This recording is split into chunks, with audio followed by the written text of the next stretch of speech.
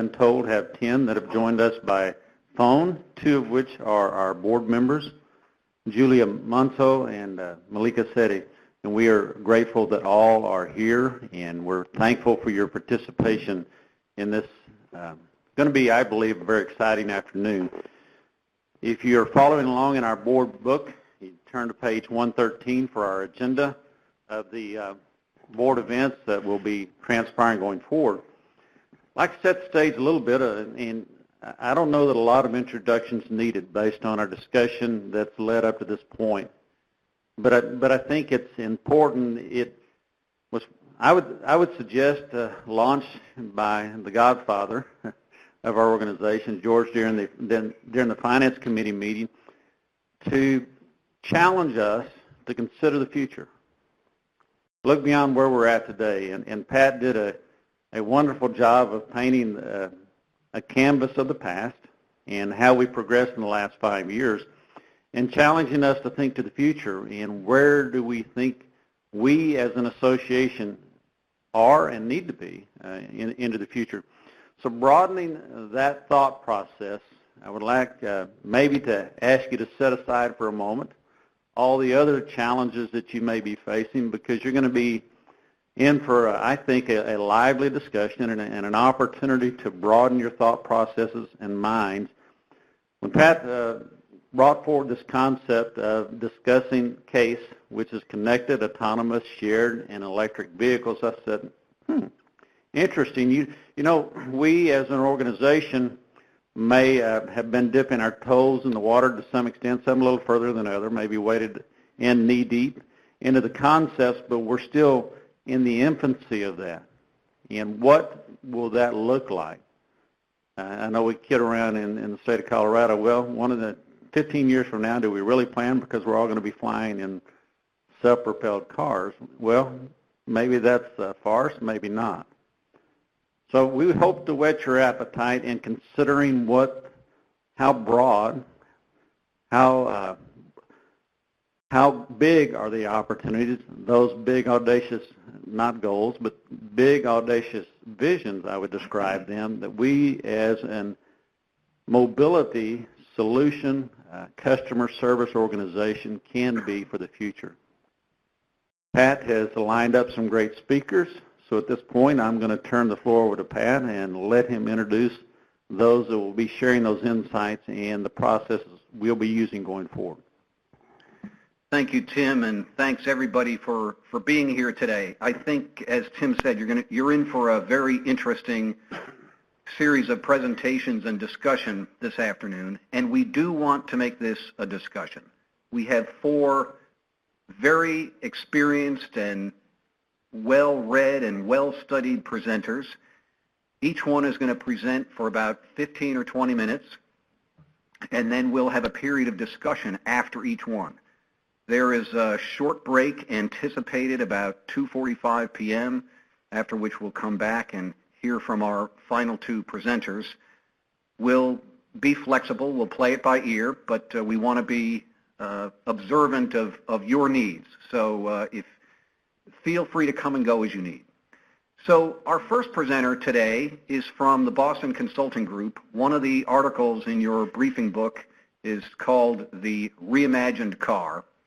And we thought this would be a good initiation into our conversation of connected, automated, shared, and electric vehicles. And the other presentations will build upon that. So without further ado, I want to introduce Rich Davey from Boston Consulting Group, and I know Rich will tell you a little bit more about his background and his connection to us. Please welcome Rich Davey.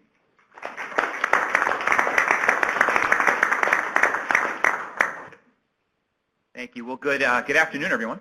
Thank you for having me in the Boston Consulting Group. I'm delighted to represent our organization to talk a little bit today about a reimagined car. A little bit of my background. I've been at BCG about a year, but before that spent most of my transportation career in the public and private sectors. I was the State Transportation Secretary in Massachusetts for 3 years, which also allowed me to be in charge of things like the Big Dig. Has anyone heard of the Big Dig? Would you unmute the phone, make sure folks are done? Also the Turnpike Authority and the Tobin Bridge, thanks to Mary Jane. She handed it over to MassDOT in 2009 and under a reform package in Massachusetts. I also run the IBTTA. I'm actually a transit guy at heart. I may be your only speaker today that actually doesn't own a car, so I apologize. I'm not paying any of you right now tolls because I don't own a car. I also want to introduce my colleague Mark Ash, who also, he and I spend a lot of time in our state and local practice around the United States helping people think about a number of things, but one is the future of transportation. And what does that exactly mean? And for today's purposes, we're going to talk about the future potentially of the automobile. That's not working, Cheryl. Oh, there we go. Perfect. It's working now. And as Pat said, the materials are in front of you. You've probably never heard of a consultant speak 20 minutes by about 35 slides. It's not possible. And so I'm going to skip a number of the details because I do want to help facilitate a rich discussion today. But what we did at BCG in the last few months was really engage in a study both from an economic perspective, a consumer perspective, and a little bit of a futuristic perspective. What could the future of the car look like? And what does that mean for the automotive community, OEM, and folks here in this room? What does that mean for your tolling facilities and your business operating model over the next decade and beyond? And so we looked, as I said, at the economic points.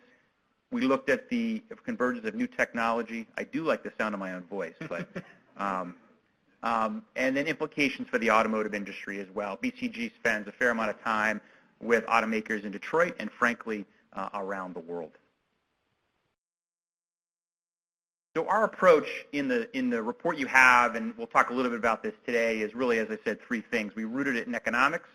We talked to a lot of consumers, both consumers of cars and an ancillary survey and work we did in the city of Boston around autonomous and shared vehicles as well. And then we looked at metro areas. It's really actually important as you think about what the future of cars are going to be, how those will accelerate, and what the adoption rates look like, depending on, frankly, where you are, who you are, and how old you are, which we'll talk a little bit about that as well.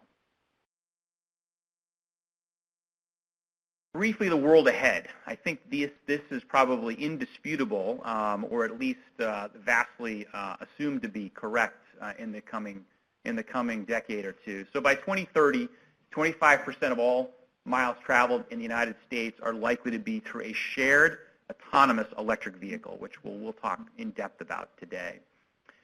Much a safer world. Clearly, the benefits around autonomous vehicles will expect the insurance markets to be significantly disrupted and significant safety benefits to occur. For OEMs, a dramatic shift in the vehicle mix, product life cycles, whether people are buying them themselves, and if they are they themselves sharing them? Think of the Airbnb of the future being renting out your car when you're not using it in 10 years, potentially. The whole asset question, looking at millions of assets being made obsolete in the next 10 years. Think of the cars you're driving today perhaps as being antiqued plates themselves, perhaps. Business models being redefined, as we're already seeing this today with the Ubers and Lyfts of the world. They actually don't own anything other than technology. If they are to be the fleet of the future, what does that mean? They don't maintain anything right now. They don't insure anything. They don't gas anything. So what does that potentially mean? And then a real realignment in the industry. There's going to be winners and losers, thinking about what the art of the possible is, and those that are really ahead of the curve are well positioned to do well in this world.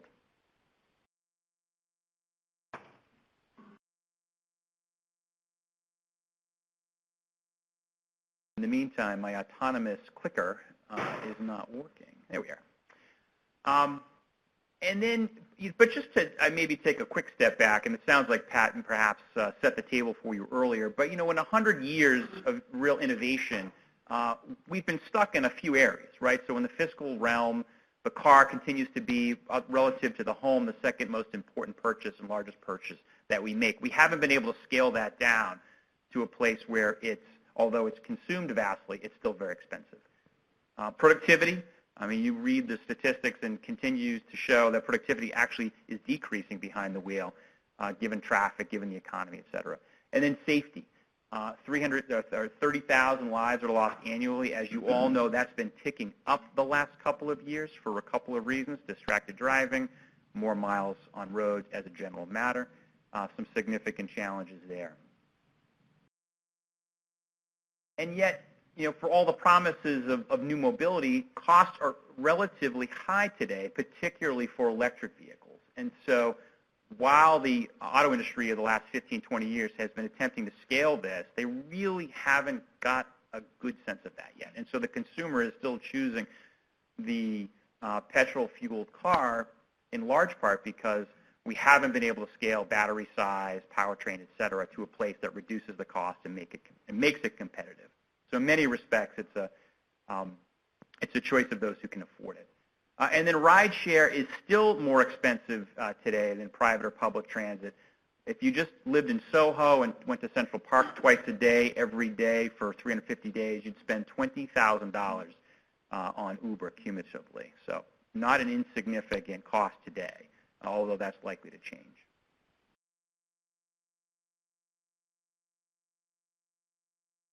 I mentioned this briefly, just a quick snapshot. We asked a number of folks, do they feel safe using rideshare in pooled ride-sharing services? And responses by location, so large, very large, medium, and small, refers to cities. The more comfortable you are, you're typically living in a large urban area. If you're on the rural side of the equation, not as much, probably because you haven't seen it as much, right? But that's a challenge. Interestingly enough, on the age question, there's a bit of a barbell. If you're younger or older, not to say 45 to 50, how many of you? No, I'm kidding. I'm in that older as well.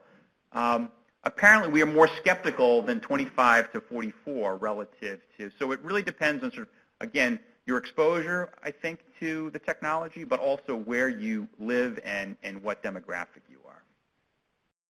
However, our view is that when autonomy, ride-sharing, and electrification converge, that's when you'll see significant change and really a revolution in the industry. So autonomy, sharing, and electrification, which is what now we'll spend a few minutes talking about.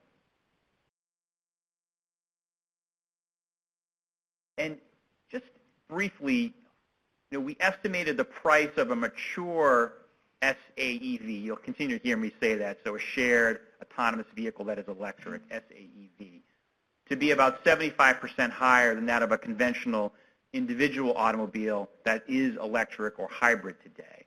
So there are still significant costs today that will be challenged. And this was the assumption that we made walking into, it's an important assumption walking into the report that I'm going to go through. But the bottom line is, in and of itself, an SAEV vehicle will not be competitive to a current electric vehicle owned individually today.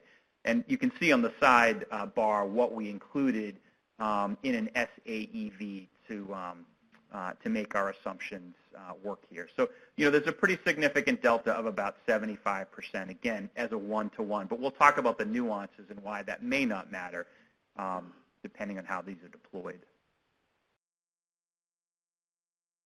Here, this is a very colorful band, but what we're saying here is that the SAV, while on the previous slide, comparative to an individual car, very costly, once you start scaling it, once you have higher achievable utilizations, particularly in large cities, you can see the costs come down significantly. And it's in large part due to the lack of the need to pay for parking, your depreciation changes, maintenance, and insurance comes obviously significantly down. There are some trade-offs, but distinctly you can see that a conventional electric car versus a shared autonomous electric car in the future, the cost equation is pretty stark.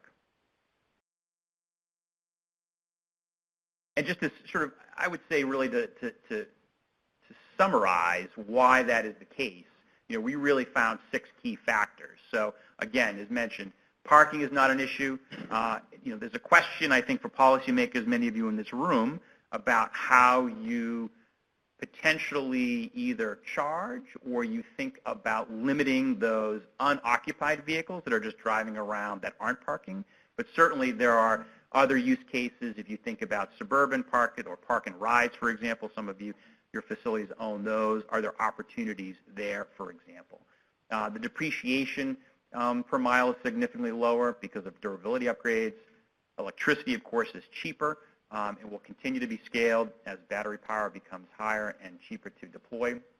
We anticipate lower maintenance requirements than shared autonomous electric. You have lower financing costs, and obviously, as we mentioned, insurance costs come down. So really the 6 key factors why SAEV in the future should be significantly competitive to the individual car.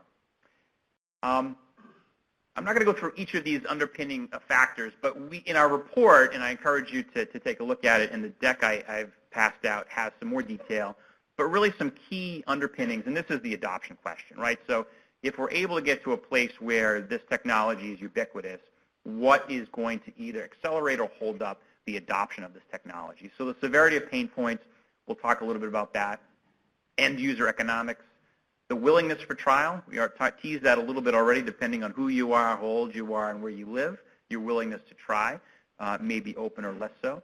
Demand density, very important, particularly for, I think, some of my New York colleagues here in the room. You know, New York, Los Angeles, there are some large cities where clearly this will be accelerated, I think, in our view, before others. And then we'll talk a little bit about fleet investment economies. This is really our economics. This is really, you know, are there going to be big players? It could be Hertz, or it could be Uber, or it could be an auto manufacturer that actually deploys a fleet of vehicles. Clearly that will accelerate it as well, or it will be up to us as individuals to purchase these over time. So just quickly, Jane, I knew you were going to be here today, Jane. So Jane lives in downtown Chicago, Bruce in Naperville, a distant suburb of Chicago, and John is a resident of Wheaton. And, you know, given what they are driving and where they live and what their needs are, you know, these are sort of 3 use cases of customers where SAEV will be used either as a substitute solely for their transportation, as a potential complement, or as no change. So I would put my father-in-law, for example, in the no change. He owns a Mustang. He's owned a Mustang forever. He's going to be buried in that Mustang, damn it. Don't see him, he's not a resident of Wheaton, but don't see him as probably someone who would be adopting this. On the other hand, Jane is not only here in the audience, Jane is my wife as well. We don't live in downtown Chicago, but we live in downtown Boston. We haven't owned a car in 9 years. We rely on transit. We rely on Uber and Lyft.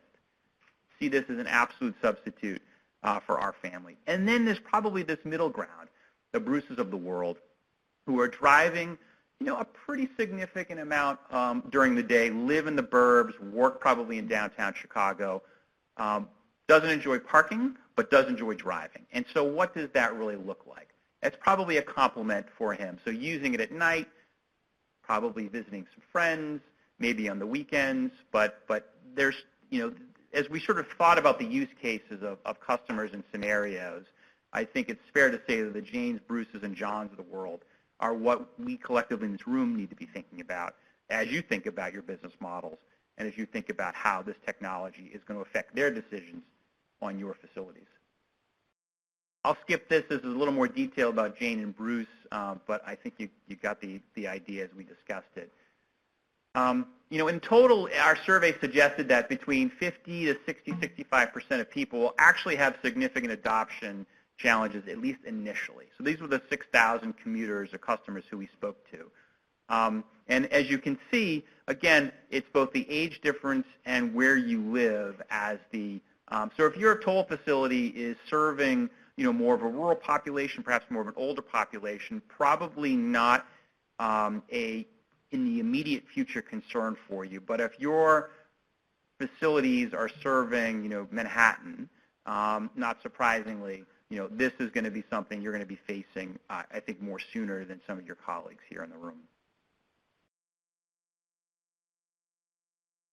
Just quickly, again, I think reiterating the point that we've been making, which is within our report, what we did is created sort of 5 geographic clusters based on population size and implications of demand density. So we went from rural areas to very large cities.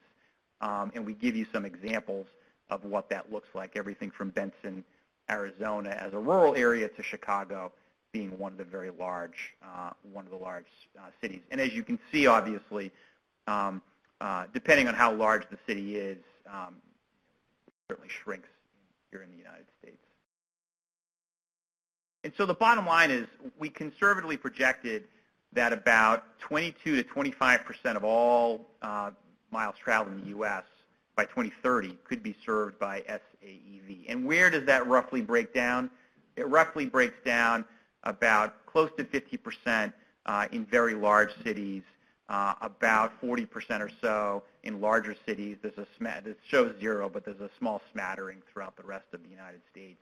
And then in terms of revenue maximizing, if you're an OEM or if you're a fleet manager, you're really thinking probably about the very large cities and the large cities as a question. There may be some boutique providers that look to the other cities or rural areas. Just a comment on two other probably additional sources of AV demand. I know your colleagues, and certainly the colleagues that I used to have in public transit, don't like to hear this, but the reality is SAEV is going to be a lower cost model under the current transit model in the United States, bar none, unless transit adopts autonomous vehicles themselves. Then that changes the equation. But for the moment, given a number of challenges, whether it be speed of adoption, some labor challenges, hard to see that coming in the immediate future. And then private AV is as well. We really looked at this, and I think what we ultimately determined is that it's probably more for the well-heeled, that it will probably be an exotic market, at least initially, and that it's unlikely there'll be a significant personal ownership of autonomous and electric vehicles in the near future. We do talk a little bit about how that might change in the report, though, and if that does change, what that means for the industry. Just briefly, just a comment on the public transit space. As I mentioned, it's interesting, and many of you know this in the room, but transit actually only serves about 2% of the total miles traveled in the United States. So obviously, it's serving, and we use Boston here as an example, more than 40% of the miles traveled during peak periods within the city limit, but writ large across the United States, pretty small. So having to go back to those major cities and really look at how SAEV is impacting is critically important. I'm a Boston kid. I run the IBTTA, as I previously mentioned, a pretty interesting statistic or a challenge for the IBTTA, which is, we found that about a third of the customers that we talked to expressed a desire or an openness to switch to shared autonomous electric vehicles in lieu of transit when it's available. So again, something that our colleagues in transit need to be thinking about for sure. And the only other point I wanted just to make on this personal AVE question is, significant, I think, cost hurdles, at least for that personal. So whether you're retrofitting a current car you own, as you can see, that looks to be an incremental average of another $7,000, or just paying for it outright. It's likely that high-income households will be able to afford autonomous vehicles in the near future, but for the rest of the United States, unlikely that will be a major consumer shift because of the cost. Same point, I'll skip that. The only point, though, making here is you could see a greater adoption of the personal AVE around three things. So economics, obviously, if there's an acceleration of the ability to scale this technology and make it cheaper, that's certainly one. Two, regulation. So, for example, just I think yesterday, Massachusetts announced a partnership with a number of autonomous vehicles, and the city of Boston is now allowing autonomous vehicles to be tested throughout the city. Obviously, other states, other cities have been doing that as well. I know Colorado's been a leader, Nevada's been a leader, California, of course, Michigan. You'll hear from Kirk if he's not here. They've been working on that for many years. Hey, Kirk, how are you? And then mixed use question as well. So this goes back to that Airbnb. So for the entrepreneurs in the room, if you do buy a shared or an autonomous vehicle and you're not using it, as you are not using your vehicle about 5% of the day, it's parked. If you're able to Airbnb that, you could have your own small business on the side. That one that makes the same point. I think the only point here just to make is that the exact adoption curve, as stated, is going to be tricky. There's opportunities to potentially ramp up, but here are a few hurdles. Again, the technology is mentioned. Regulations, will it be soft regulation? Will it be harder? Unclear. and then it's that consumer willingness. Will you see adoption rates? Or, as for an example, when we saw the unfortunate incident in Arizona where the pedestrian was struck and killed, there was a pretty quick stand down by a number of regulators around the country. Some would argue that might have been too reactive. Some say it wasn't enough. So I think as you see that kind of continued rollout, there will be consumers will still be watching that for sure. Skip that. I'm on 31 now. Just a couple of points to consider on the fleet strategy. So, we didn't spend a lot of time on the upfront talking about who's actually going to own these vehicles. So certainly individuals, but if you do have companies or entrepreneurs who are looking at fleet management questions, that could certainly accelerate the rollout of shared autonomous vehicles that are electric in the United States. But there are a number of questions that they're going to have to answer to think about what their business model looks like. So again, finding the right place to deliver this. How are they actually managing the peak periods, right? So they have these assets that probably aren't going to be running as frequently during the midday, during weekends, for example. How do they think about that? And then how are they going to be actually then bringing these vehicles in for high demand, right? So sporting events, concerts, Stanley Cup parades, et cetera. I think I'm going to stop there, Pat, because I'm cognizant of the time, and just maybe end on this quote from Bill Gates. We've been doing some futuristic work a little bit with Washington Metro about what the future of their bus system should look like. And it's interesting. I think Bill Gates is right. We always overestimate the change that will occur in the next 2 years, but we're also pretty bad at thinking about the next 10 years because we seem to underestimate that as well. And so, this isn't an exercise, and it shouldn't be about predicting the future for you. It should be, I would argue, you thinking about what the likely scenarios are and not arguing about what the winner is going to be, but then thinking about how you sustainably plan for that. So I'll stop there, Pat, and happy to facilitate or take questions.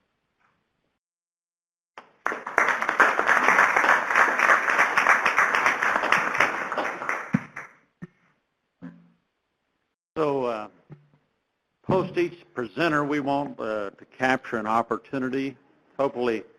And first of all, Rich, thank you so much for your presentation. My pleasure, Tim. Again, it creates a new paradigm. It creates both opportunity.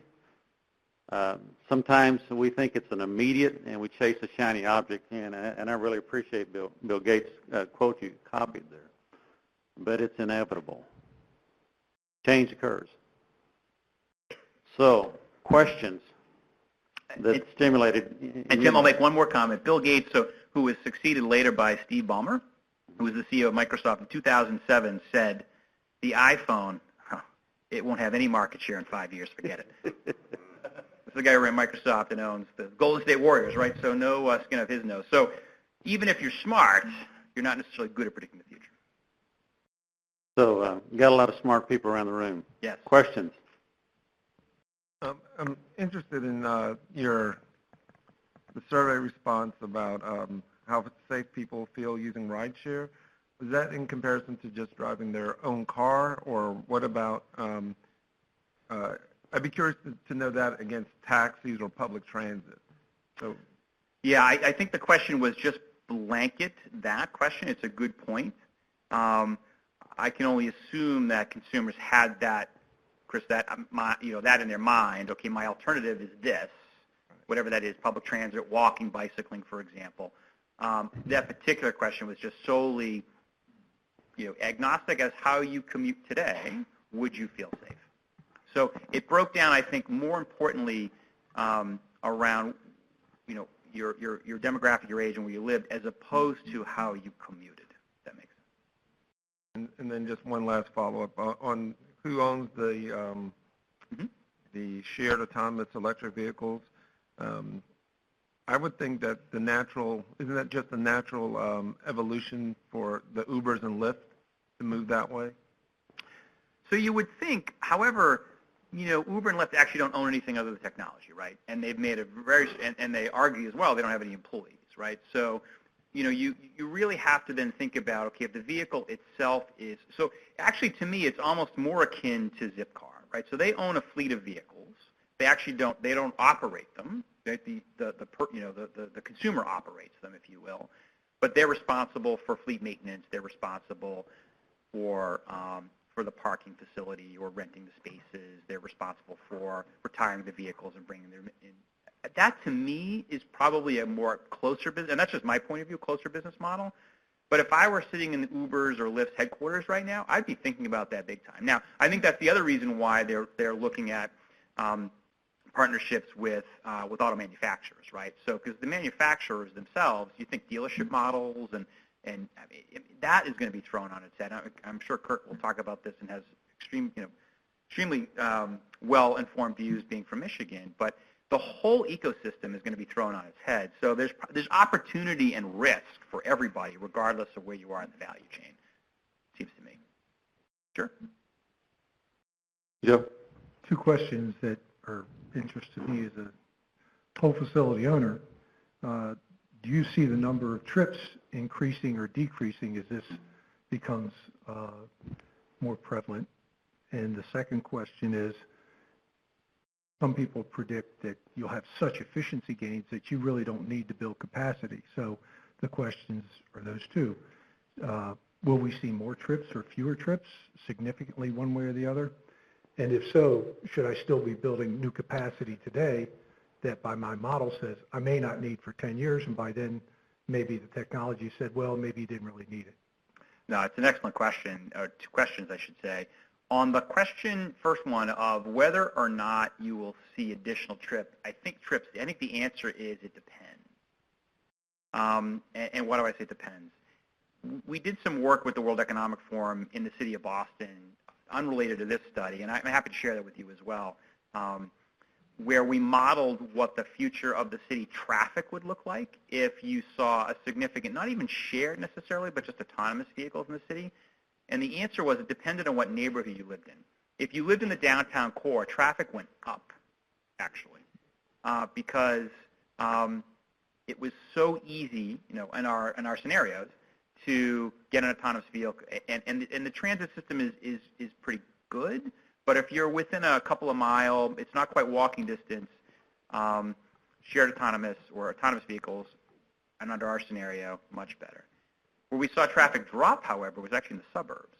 And so you actually, in some instances, had consumers taking autonomous vehicles to commuter rail stations, not parking. They didn't have to park, obviously, being dropped off, and then taking transit actually into downtown Boston. So in the Boston example, it depends. I can only assume in the facilities that you own, it will probably depend as well. And so this leads to your second question, which is, should I be expanding or not?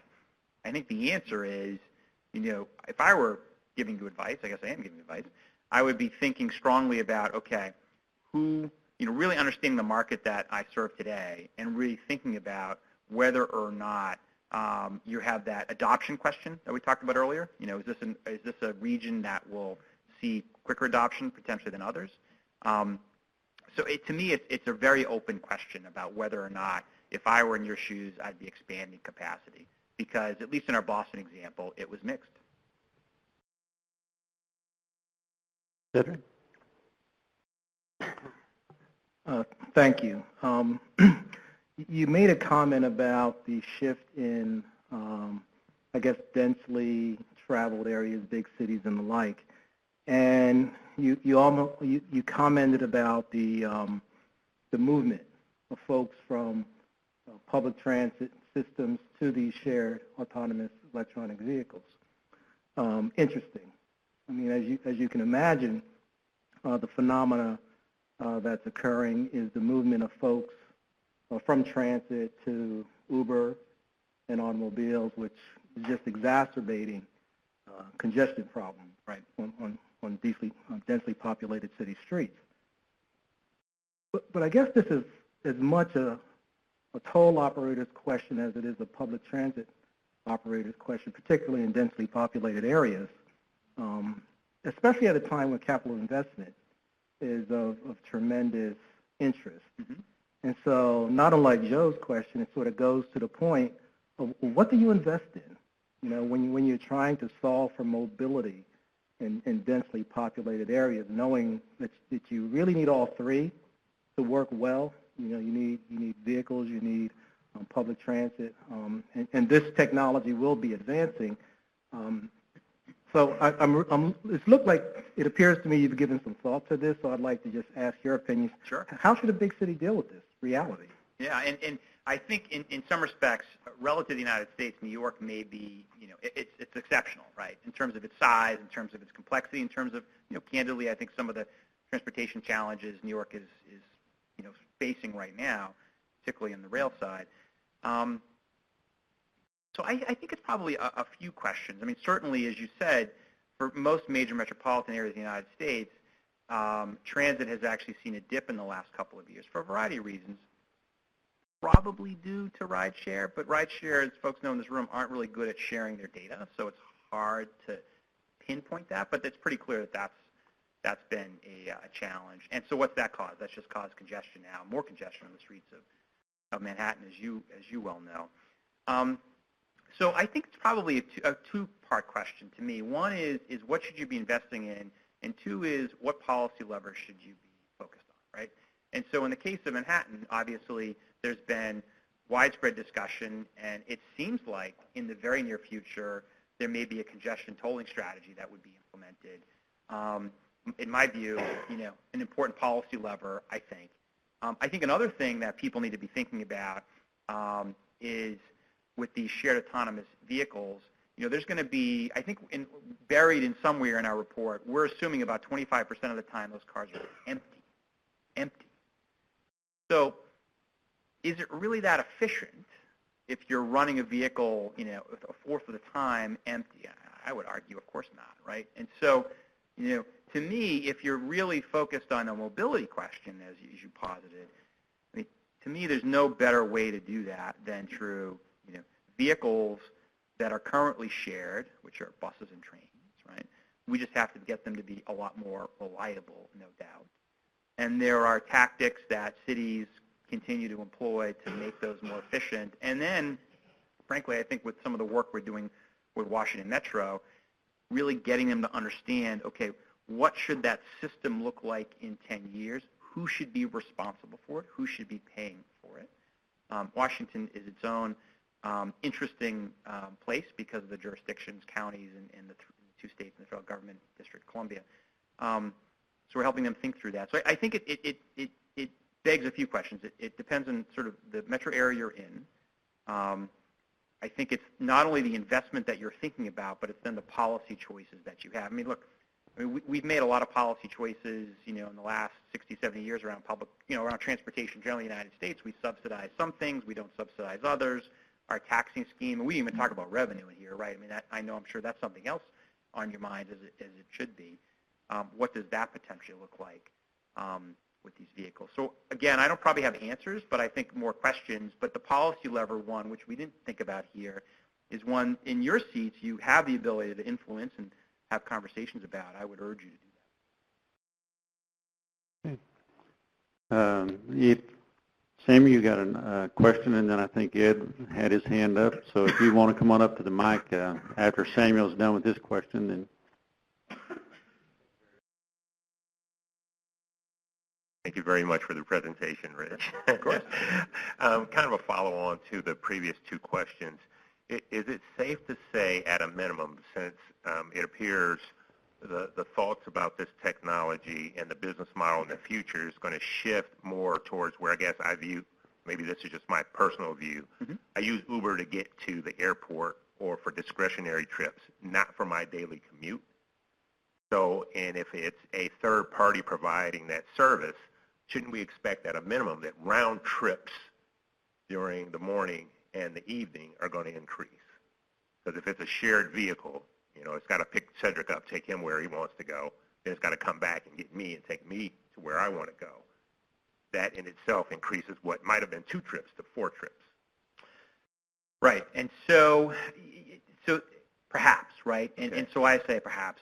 That makes sense. On the other hand, you know, if you think about how this technology could be deployed to market forces that are already a little more efficient, so whether it be van pool, for example, Right. or Uber pool is another example where, it for cost reasons, right? They drive down the cost, but they drive the consumers to various pickup points as well. There was a service, it's called Split in Washington, which ultimately wasn't able to quite make it financially, but they essentially had plotted out the entire city and had about 1,000 pickup spots. And that's all, they would only pick up on those spots. Now, part of that was for safety reasons. Part of that was for, I don't think they wanted to pay for curb space by the city, which is sort of another question, again, we don't talk about from a revenue perspective. So you could conceive of a technology that could improve the efficiency, but your point's well taken. I mean, when you see folks, I mean, today it's actually very easy to see whether someone is an Uber or Lyft or not, right? Because there's one person in the front seat and one person in the back seat. And your point is well taken. That car wouldn't be on the road but for that one drive, that one passenger, if you will. It's not a multi-passenger trip just because someone's driving it, no doubt. But I think as algorithms and as our commuting patterns potentially are a little more understood, then you can become slightly more efficient. But your point's well taken. There's definitely going to be, I think, inherent inefficiency back in the system based on convenience. And just one follow-up Sure. I had to that. Then, as a business, if that's the service I'm providing, for me, it's going to be all about turns, right? Yes. How many trips can I get out of that Absolutely. vehicle? So this might be a slightly biased question, but Yeah. to me, that sounds like an opportunity for our industry. Mm-hmm. Because at least some of our facilities, we deal with that with, goods movement already. They want to be able to use, have an efficient trip, drop that off, get back, pick up their next load, and move on. So this sounds like an opportunity for tolling to me versus what some might consider a threat. Well, and you mentioned movement of goods. I mean, we didn't even in this survey think about freight, right, and how freight movement. And again, Colorado's been doing some interesting work in this. I know Michigan has as well. So, particularly our Boston model assumes some status quo, and so, exciting. I think someone just had a touchdown. I mean, it's only June though. But the freight question is something that, again, very important to you, very important to the facilities that you're operating. I think we did a study for the city of New York. If the bridges that these two gentlemen run, the bridges and the tunnels, Manhattan would starve, I think, in 7 days. 95% of all the food that comes into Manhattan actually goes through the George Washington Bridge, I think is what our study found, right? So point is there's so much freight on your facilities, we didn't even think about that. And so where there are improvements there's probably another opportunity for you as well from a business perspective, right? Where if today some of these trucking industries believe that your facilities are too congested, I think that that's probably not going to be the case in the future if freight, or less to be the case, if freight actually moves to autonomy as well. All right, Ed, and then we have John, and then we have Pat for a call-in question as well. We've got about six minutes, and then I'll just be very brief. And just time's up, I guess. All right. Just to react to Joe's question about increased trips. I mean, I think the trips will be the same, but I think you're going to have a lot less vehicles and more miles. EMT will go up, so in terms of impacts on toll facilities. And that's what we saw in Boston, by the way. Yeah, for exactly some of the reasons that he mentioned, the speaker mentioned it, as well as Samuel just raised that example question. I just want to make a comment that I think is of vital interest, an early warning, vital interest to all the board members here and so on and so forth about this topic. About maybe a month ago, we received a call and had a 2-hour phone call with representatives, about 6 different representatives from Fitch rating agencies, and we, under our forecasts, are used in support of about 60% of all the revenue bonds out there in the toll industry. And we've had many sessions with them in the past about how we do things, how they do things, and so on. And the whole discussion topic was what will the future hold? What is autonomous vehicles? What is it going to do for potential revenue impacts and so forth on tolls? And the easy answer to that question all the time is that we know it's going to change. We don't exactly know what it is, but we know it's going to be different, and everybody accepts that it's going to be different. Then the normal human reaction is to fall into this idea, but it's 20 or 30 years out there, so who cares? We should in this business care. Because at the same time I got that phone call and we had this long discussion with Fitch, okay, because we're, by the way, in the business of long-term debt. Many of your agencies, if not most of your agencies, have 30 and 40-year bond terms out there where by the time those come to maturation and paid off, everything will be different about transportation. And when you do your next bond term, a bond issue, you can anticipate questions from rating agencies and requests for scenario testing about alternative futures, which is what we agreed with them we're going to be doing, and figuring out what that change is going to be. We're in a business where 40 years in the future does matter, or 30 years in the future does matter, and it's kind of a warning. We as a company are working on these alternative future scenarios that will meet the agreement, hopefully, of the rating agencies that are going to be asking these questions in future presentations. And they know that we can't forecast perfectly what is going to happen, but they're going to want to start seeing alternative conditions about the proportion of shared mobility, the proportion of individually owned autonomous vehicles, and so forth. And so I do think it's an important thing. It's more than just the short-term implications of, how wide the lanes are going to have to be and this and that. We do have to be prepared for this in a business because we are in a business from a financing standpoint that does put critical importance on 25 to 30 years from now. And at some point when we figure this all out, Pat, I'd like to have a chance to maybe share a presentation or something at one of the meetings about this, about where we think the implications.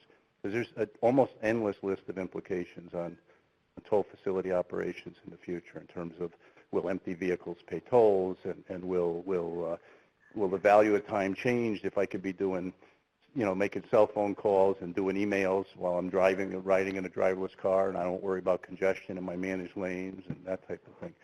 Long list of implications, but my message here today is this is the one business where it does start to matter today, even though we don't know what tomorrow will hold. Thank you. Thanks, Ed. John?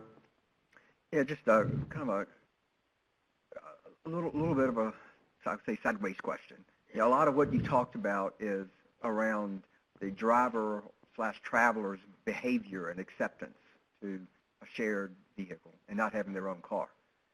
What impacts or impediments do you see related to the public investment that's going to be required to make connected vehicles work in order to truly have the value of autonomous vehicles?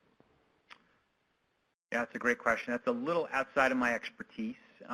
Kirk may have I'm going to continue to give it on to Kirk. He may have some thoughts on that. But, when I was in your shoes 4 or 5 years ago, so the future was not as clear, maybe as it is today. And we were talking to folks in the industry in particular. And so in Boston and Massachusetts, there were 2 companies, Nutonomy and Optimus Ride, who are among the companies that really have been developing autonomous vehicles. And when we talked to them about what they might need from government, connected, do they need, what do they need from us? And their answer was clear lane markings. Clear lane markings. Okay, now that's not easy in Massachusetts in January, by the way. I just want to point that out. So that also frightened me, like, okay, well, you're not going to get that all the time, right, in Massachusetts in the winter. And that was the technology a few years ago. I think, obviously, it's greatly changed. But I relate that story because the answer, at least from industry, was we don't need much to stay out of our way, actually. Now, obviously, as policymakers, as regulators, staying out of their way is not probably quite the right answer. But at least in Massachusetts at the time, we had a fairly, I would say, light touch regulation approach. But they were not talking to us much about the need for, infrastructure, if you will. That may have changed, and there may be arguments to say that if there's infrastructure in the near term, so for slightly autonomous vehicles or still that require driver ultimately usage, perhaps. Unclear, though, whether, to me at least, there's a real need for once you get to a level 5 AV, that there's a lot of infrastructure needed. The question, though, I think maybe back to a couple other people's points, Samuel's in particular, is, all right, but what are the business opportunities for you? And so perhaps, if you're thinking about sensor-like technology that could help with AVs, but also use that information, you get the privacy issues, but you can use that information, can you actually sell that information to consumers, or not to consumers, but to companies about consumers, for example? That may be a reason for you to consider looking at deploying these kinds of this smart infrastructure, if you will. But at least, again, this was several years ago. My personal experience was, no, we just kind of stay out of our way. That was the answer. I'm sure you've had different experiences, but that was mine. Okay.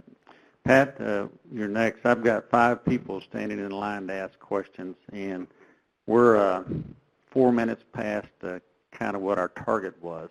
So I want to be respectful of the desired questions, but let me ask you before you answer the next one, Rich, can you hang around until the break? Yes.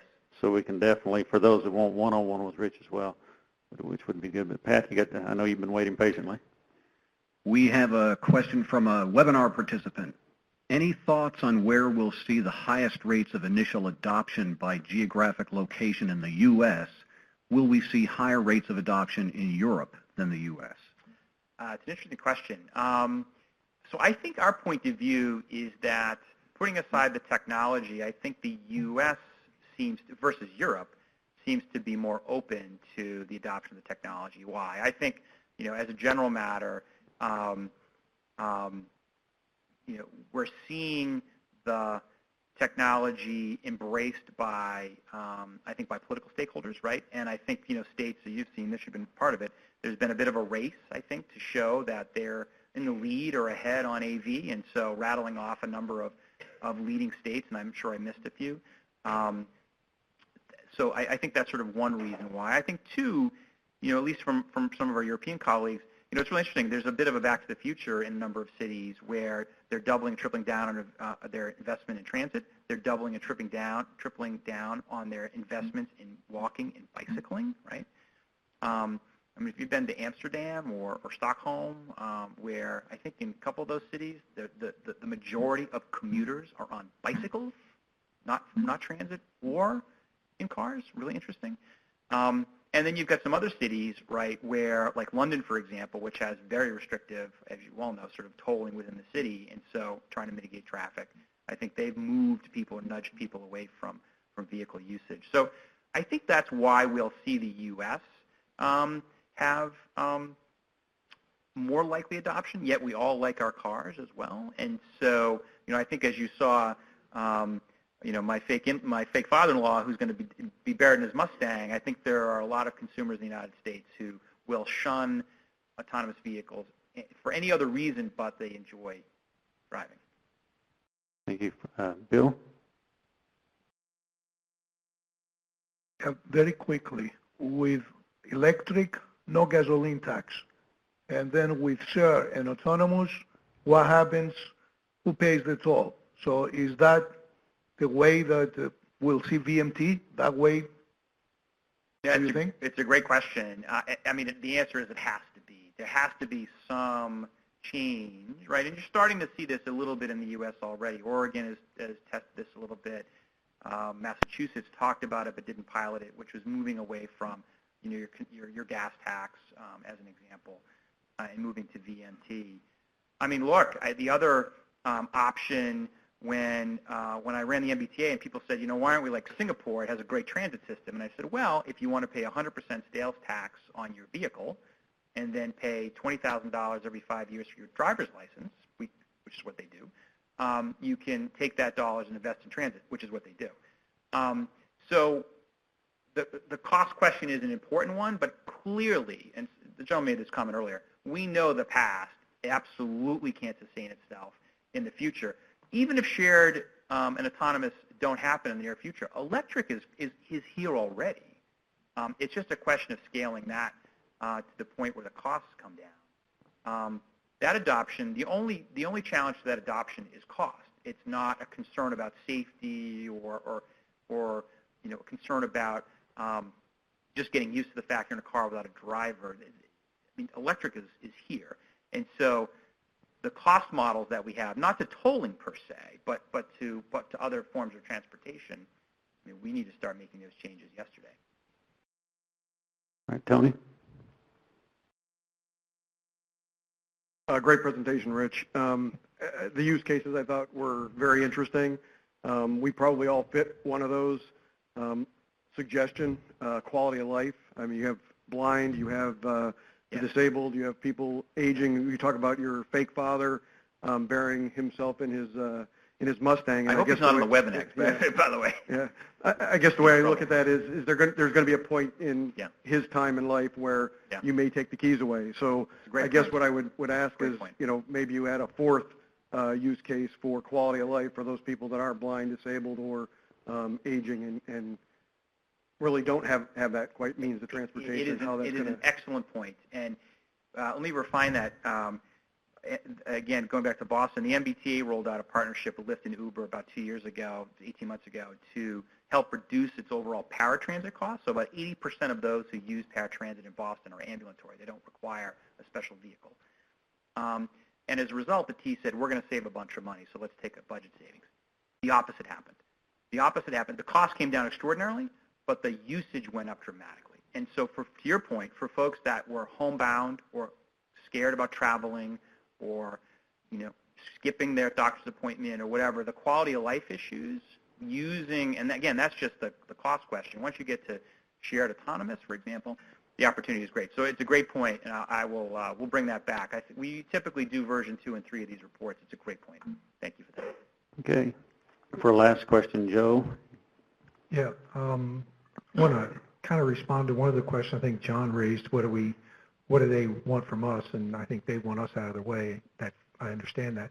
We ought to be telling them what we want from them, because they only care about the vehicle. We have the infrastructure. We care about the vehicles, the transit, pedestrians, and bicyclists.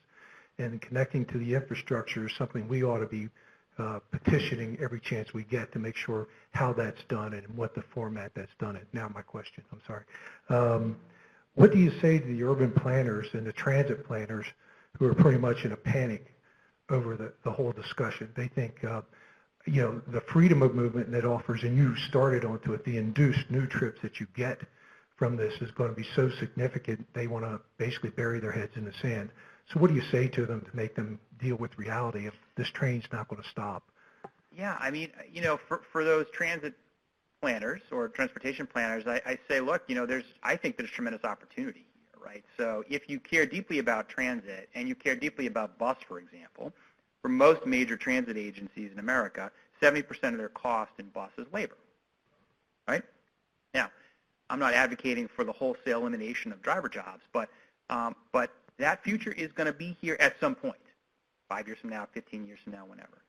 And if you're able to reduce the cost of a bus ride from whatever it is, $2 today to 60 cents, 70 cents, 50 cents, maybe free, can you imagine that? To me, if I'm a transit planner, I'm thinking about those potential scenarios. Right now, there's the opposite scenarios, which are we're all being flying taxis. Someone mentioned that earlier. We didn't even talk about that today. By the way, that's, you know, I mean, there are folks who are thinking deeply about that as well, interestingly enough. But that's what I would say to transit planners. Is, look, there's a real opportunity here because, you know, the two challenges transit has is cost and convenience, right? And that's what people ultimately care about in this business is cost and convenience. And transit has, I think, you know, largely had both and has been slipping on both, depending on where you are. Autonomy in the transit space is an opportunity to really rethink that as well. So that's the argument I would make to folks, that this can actually be, you know, think about how this can be an opportunity. Don't bury your head in the sand. Well, again, I wish we had much more time. We don't. So we're going to pause there. I know there's some other questions in the hold, but Rich has promised to hang around. So why don't we give him a round of applause for a great presentation.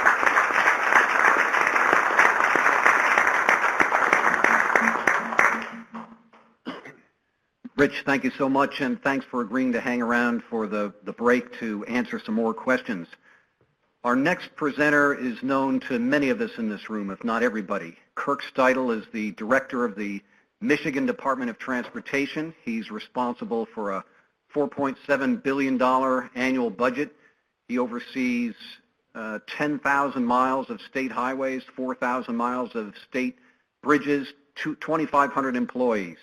He's past chairman or president of the American Association of State Highway and Transportation Officials and past chairman of the Intelligent Transportation Society of America. So, Kirk, we're very excited to hear your presentation. Please welcome Kirk Steidel.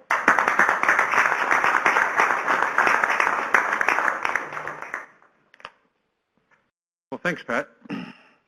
With that introduction, I'm the guy that can't say no. That's what my staff keeps telling me.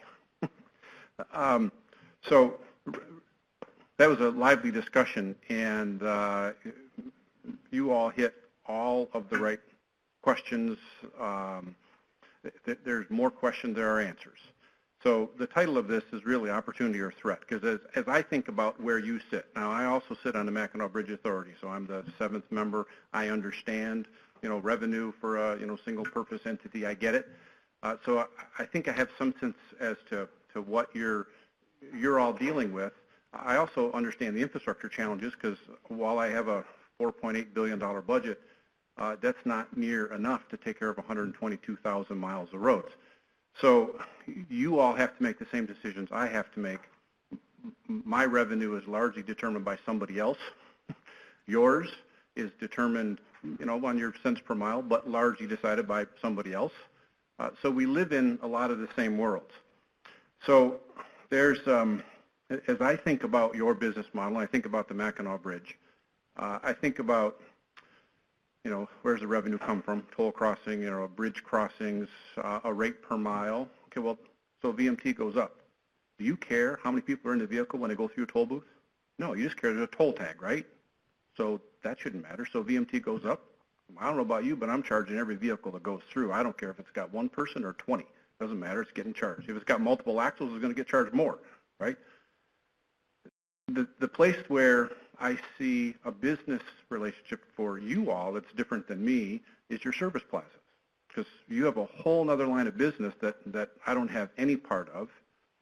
So the propulsion system is going to be a big issue for you. Are they still buying fuel? I mean, I have to believe, in fact, I'm sure that your fuel sales are probably down from where they were 10 years ago. I know that our gas tax revenue is down, and that's not due to anything we're going to talk about. That's due to CAFE standards, and that's due to those big Chevy Tahoes and Suburbans that used to get like 8 miles a gallon. Anybody had one of those? I love those vehicles because I get paid on cents per gallon, right? And now, go look at those. Those average 20, right? That's what's killing the fuel tax. Now, it's not going to kill it tomorrow. So there's a lot of hype. Oh, the fuel tax is going to go away. Death and destruction. The locusts are coming right after that, right? Settle down. There's a lot of vehicles on the road that are going to be on the road for a long time. The average turnover of the fleet of vehicles is about 12 to 15 years. When they did cash for clunkers, remember that? Okay, that accelerated a little bit, but then there was a lull behind it because you just traded your car in early. Now, I'm a perfect example of this. I've got sitting in my driveway a 14-year-old Chevy Trailblazer. You know what? It gets 20 miles a gallon. It's got 175,000 miles on it. I paid for it 10 years ago. It does everything I need it to do. Now, maybe I'll get a new one, but why, right? Well, that's my second vehicle. Why would I do that? So I tend to think of myself as kind of the average consumer, just like all of you are when you're making your own personal decision. That vehicle is going to be around for a while. I'm going to be paying gas tax on that for a while. If I look through my neighborhood, when I look on my front porch, 70% of them work for some component of the auto industry. They're engineers, they're accountants, they're lawyers. They're all in the auto industry. They're all driving new cars. They're company cars. Their personal car, yeah, it's an older one. So they make those same decisions. So we have to think about these, but we also need to not panic, right? It's not, this whole model is not breaking tomorrow. So there's a couple of things that the words that get thrown out that kind of get lumped together. and it's a connected vehicle and an automated vehicle. And those are two different things. They're very likely to be combined in the future, but a connected vehicle, Joe's working on down in Tampa, a number of other places working on connection. That's the communications between them, so that as it's going down the road, it knows what's around. It's situational awareness. And then there's autonomous vehicle, which Rich talked about the statement from the guys from Newtonomy or wherever the other company was. We had the same conversation with the folks in Pittsburgh, with the Uber folks, and we got basically told, yeah, we don't need you, just get out of our way. They're not saying that now. They do need us, because what will happen if you have just automated vehicles on the road? There's no connectivity anywhere. It will be chaos. Just think of rush hour on your facilities with all student drivers. That's what it will be, right? They are designing systems to emulate the absolute best driver on the road. Well, the best driver that obeys all the laws is a student driver trying to get their license. None of you qualify for that. There's very few of you that obey every law. Any of you completely stop at every stop sign? Come to a complete stop.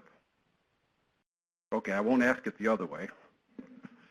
So an automated vehicle by itself is like that laptop computer with no Wi-Fi. It's really smart. It's got a lot of information on it. But at the end of the day, it becomes exponentially smarter when it's connected by Wi-Fi to the internet, to all of your other computers, and to the web. That's how it becomes smarter.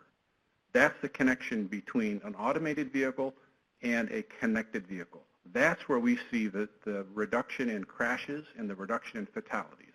That's when you'll start driving more or less congestion and greater connectivity between these. Now, the third one is electric vehicles. Electric vehicles, they're here now.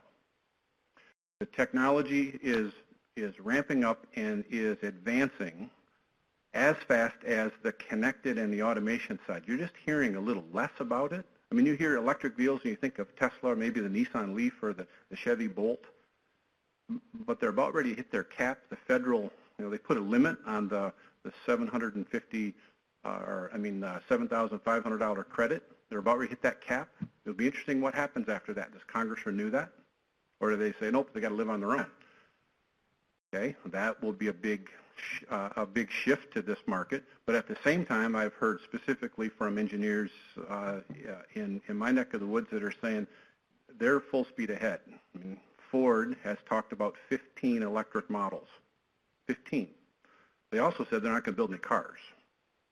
Don't get excited about that. It means they're building trucks.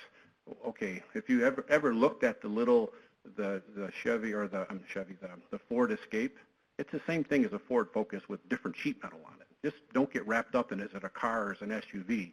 Look, it's a little mobility pod that's moving around that has some sheet metal on it that looks a little different. The underpinnings are the same. So the issue that I see all of you dealing with, not from your miles, your cents per mile, but from your plaza facilities and your ability to sell fuel, right? Now, I also think you have a tremendous opportunity because charging stations require a lot of power. So in your particular case, you all have services at the service plaza that could keep people entertained for the half an hour while their car's being charged if you have a $100,000 supercharger put in. I've had people say, we need to put those in rest areas. I said, I don't want people hanging around a rest area for an hour or half an hour. I said, there's nothing to do. What are they going to do? And I said, besides the fact, legislature, would you let me make a profit selling electricity? Oh, no, no, no. Okay, so let me get this right. I should spend a bunch of money to give away a bunch of electricity to get no fuel tax on the back end. Huh? Okay, I said, I've been a government guy a long time, but that doesn't make sense. So the EV part of this, I think, is what is more near-term than the automated part. Now, the automated part, I did have some statistics as Rich was talking about volume sales, right? So last year, North America, 17 million new vehicles were sold by all manufacturers in the United States. In 2040, that's estimated to be 7.5 million. Okay, so 40% of all vehicle sales will be automated vehicles in 2040. 2040. So just think about that uptick, right? That's automated, not electric. Electric, there's going to be probably huge numbers well before that, but automated, 2040. The largest market of that is China at about 14 million by 2040, but the market's significantly bigger. Now that was research done by IHS Market, which does auto analysis and forecasting for where the auto industry is going. So very reputable firm. So if you now flip to what's the near term, that's the long term, right? So look, this thing's got a long tail. I'm getting to why are we going to have, we're going to have this mixed fleet for a long time. Because if in 2040 only half of the vehicles being sold, that's 22 years from now, there's still going to be a lot of conventional Mustangs on the road. You can wrap your fingers around that steering wheel. So in the near term, AV sales are likely to be in fleets. Rich talked about this, likely to be mobility as a service, largely because you can capitalize this cost, right? This is, just think of it this way, this is a $30,000 vehicle with a $70,000 computer package sitting on top of it. How many of those are you all going to go buy at the dealership, right? You won't even pay for the $2,000 safety upgrade, or the convenience, the fancy speaker piece. So add $70,000 on top of it. You're not going to sell many of those. The business model that automakers have is they're going to take that $70,000 or that $100,000 vehicle and they're going to operate it 20 hours a day. So its life is not going to be 14 years. Its life's going to be about 3, which means the technology will change. Just like your phone, you're going to get a new car. As consumers, we all wouldn't do that. We're going to change our phone because it's $200 or $300. We are not going to change a $100,000 car. So in the short term, it is going to be mobility as a service, and it's going to be in urban areas. So that's the other component you have to think about. AVs that are used in urban areas, while some of the technology overlaps, they're different than AVs used on freeways. So your facilities, where you have, large, long, linear right-of-ways are largely freeway mode. You have some vehicles that will be on the road and be on your facilities that will be capable of level 5 that are on showroom floors today. The GM Cadillac CT6, well, they don't have a lot of those. That's the top-end Cadillac. Comes with Super Cruise. Super Cruise allows you to take your hands off and your feet off, and there's a camera that measures you. And if you're not paying attention, if you're not looking out the front window, the car will give you all the haptic warnings. It will vibrate your seat. It'll give you some flashes. It'll basically give you a countdown. Says if you don't look forward and grab, or I'm going to move this car over and stop it on the side of the road. So the integration of that technology is coming very, very, very rapidly. So it's very likely that all of your facilities will have a level 5 vehicle in freeway mode, not level 5 all the time, but in that particular mode above 50 miles an hour. And in some cases, traffic jam assist, you see that on some vehicles as well. When they're stuck in congestion, you can do the same thing. Now, when you move into the city, in the real dense urban areas, you're talking about more low-speed shuttles. Those are coming out as well. That's kind of that last mile solution to a transit system. And we've been encouraging transit operators in Michigan to figure out how do you embrace that, as opposed to how do you just stick your head in the sand and wake up 5 years from now and say, oops, who moved my cheese? So we've got a couple of initiatives going forward, and I'll talk about that in just a minute. So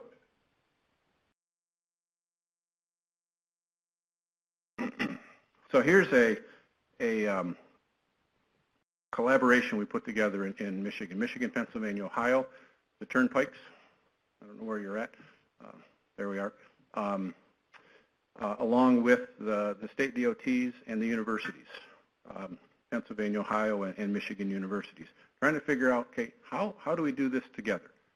We've had lots of interesting conversations about how do we work together. We've tried to approach some grant opportunities together, but in the end, people drive that. Those are artificial geographical borders or geopolitical borders that don't exist on the roadway other than a sign that says, welcome to state whatever, or hope you spend a lot of money, come back soon. Traffic goes across those. So we're trying to bring that group together and say, what are the things that are important? Okay, how can we, from a customer's perspective, think about the movement of somebody from Detroit to Pittsburgh? What does that look like? How do we make sure that they've got connections, the latest technologies? So don't necessarily have the answers yet, but we're collaborating and glad that you two are both in there. Rich mentioned this before. So December of 2016, the Michigan legislature passed, the governor signed AV legislation in Michigan that basically makes an automated vehicle completely allowable to operate on any road in Michigan, all 122,000 miles, anytime, anywhere, no special driver's license, no special permit. Not testing, operation. So if you could go buy one today, put it on a road. That changed the dynamic a lot. Now, we've been doing testing for 80 years with vehicles on Michigan roads, some strange-looking vehicles, ones that are all padded. Looks like they just came out of an inside-out padded room. You can't tell if it's a pickup or a car, but they drive down the road. The second piece of that allows for on-demand automated networks. This is the urban area, so this is a driverless Lyft and a driverless Uber. At the time this was being debated 2 years ago, and I was in the middle of the discussion, an automaker came to me and said, hey, we'd like to put this on-demand automated network in place. I said, what are you talking about? I said, this is crazy. And think about it today. Well, it's not so crazy, but that's how fast the technology is moving. Those systems are allowed in Michigan. In fact, there is one that is going into service next week that is a driverless shuttle, no steering wheel, no brake pedals, less than 24 miles an hour in the urban core of Detroit, moving people, and it's not a service that you or I could walk up. It is actually a service for a company that's moving employees from a parking deck to about a mile away to their business. And they're navigating the streets of Detroit completely autonomously. I rode in it last fall. It was absolutely amazing. And I will tell you, I got comfortable very fast because as you sit in the front seat, it did everything you would do. Got to the corner, waited for people to cross, turned the corner, slowed down when there was somebody between cars that you didn't know if they're going to walk in front of you or not.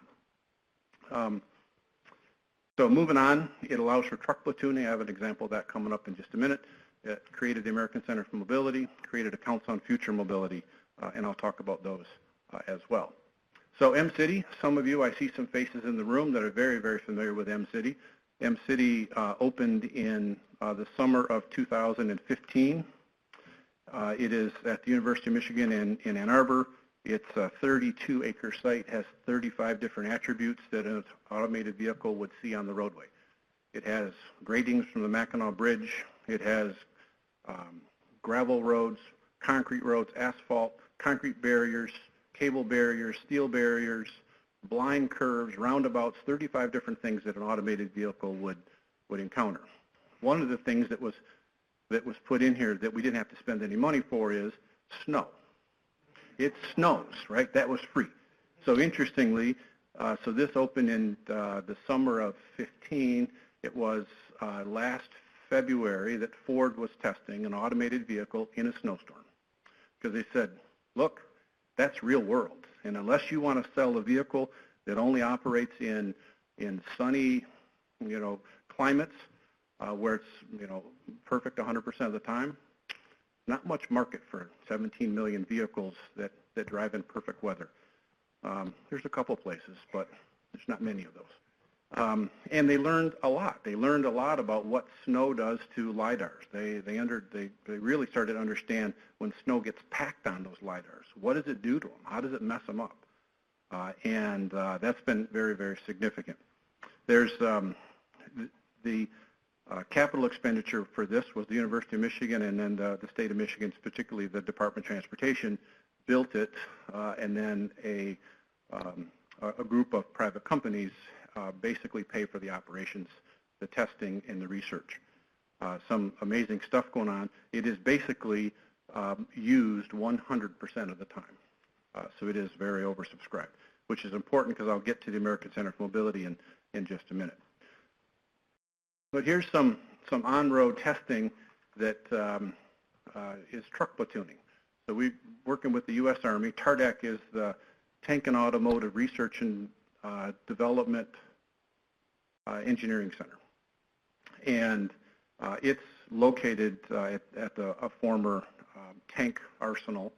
But these are guys that are working on autonomy for soldiers, which is really amazing. When you hear about some of the stuff they're doing, they are like 5 years ahead of the auto industry folks. I mean, some of their research is absolutely amazing. In this particular one, we were working on the VSRC, the vehicle-to-vehicle communications. The first test over here on the right, while it just looks like some Army trucks going down the road, we were testing the commercial grade of DSRC versus the military grade. One stack $15,000, the other stack $500. The Dr. Rogers that's in charge never told me what the exact results were, but we moved on to the next phase of the testing. So I suspect there's some military contractors that are not happy with that outcome of that. But that led to another test that we did, which was a complete autonomous. Different technology. This was using leader-follower, and the lead vehicle was driven. The back follower was following targets on the back. I was in the fourth vehicle, which was complete autonomous. So just imagine, a 80,000-pound tractor trailer going across the bridge, going through your toll facility with the driver like this, right, or like this. We made him grab it as we went through the toll booth just so we didn't mess anything up. That toll bridge actually happens to be under me in the state of Michigan. I said, I don't want any issues here. Grab onto it. They don't need anything to fix. But during that last test, what they were testing, and I found out later that they had been testing in northern Michigan of a fleet of 10 vehicles with nobody in the back. They were on the U.S. Army training facility, and they'd been testing them all summer with nobody in the back trucks. That was absolutely amazing to me. After watching what it did, on road, I went, okay, I can see how this could work. But think about why, right? Now they send one soldier with a platoon of 10 supply trucks to some remote spot. They put one soldier in harm's way of whatever might happen along the roadway instead of 10. So this is why the U.S. Army is very, very interested. There's a number of federally designated test facilities across the country. Some of them may be in your backyard. You may be working with some of them. The one I'm going to talk about is the American Center for Mobility right there, the red box number 4, and that's this. So this is the big brother to M-City. This is 230 acres. It's a 2.5-mile high-speed loop. And while this kind of works, right there is a 3-level interchange. This roadway and this roadway are part of the test facility, so there's automated vehicles running on it. The road in the middle is US 12, so that's live traffic that goes through the middle of it. This site used to be the site of a General Motors facility that went through bankruptcy and got sold off. It was created in the 1940s as a bomber plant that built B-24 bombers for World War II. Those interchanges, and there's another one just like it off the screen here, were set up, exits and entrance ramps handle about 20,000 people at shift change. There's no building there anymore. We're never going to have 20,000 people at shift change anymore. We repurposed US 12, repurposed the interchanges, and leased it back to the American Center for Mobility. This feature at the bottom is something brand new, built specifically for the facility. It's a 700-foot curved tunnel. So it's a tunnel, metal tunnel, goes inside. The automated vehicle sensors kind of go crazy because there's metal, there's no GPS, but it's got to figure that out. So as it comes down the road this way, it kind of looks like Wile E. Coyote, painted a big black, big black circle on the wall, right? Roadrunner does, and then Wile E. Coyote runs into it, right? It looks like that. So the car just sees a big black spot. It doesn't really know what to do because it can't see the light at the end of the tunnel. In the middle of the tunnel, it curves. As it comes out here, it's facing directly east, right into the morning sun. So it's positioned so that it gets the maximum amount of morning sun because those cameras are going to go from pitch black to blinded, right? Those are the edge case scenarios that you can drive millions and millions of miles. Those are very, very dangerous if you're doing them on live roads. That's what this facility is set up to do. This, the rest of this off the site here has full interchanges, left entrance, left exit ramps, full cloverleaf interchange, and then 6x6 interchanges. They're building out for an off-road piece, gravel road, rural road, subdivision, so they can test them in real environments. One of the other things that was created is the Council on Future Mobility, and this is a group. You can see their logos of the people involved.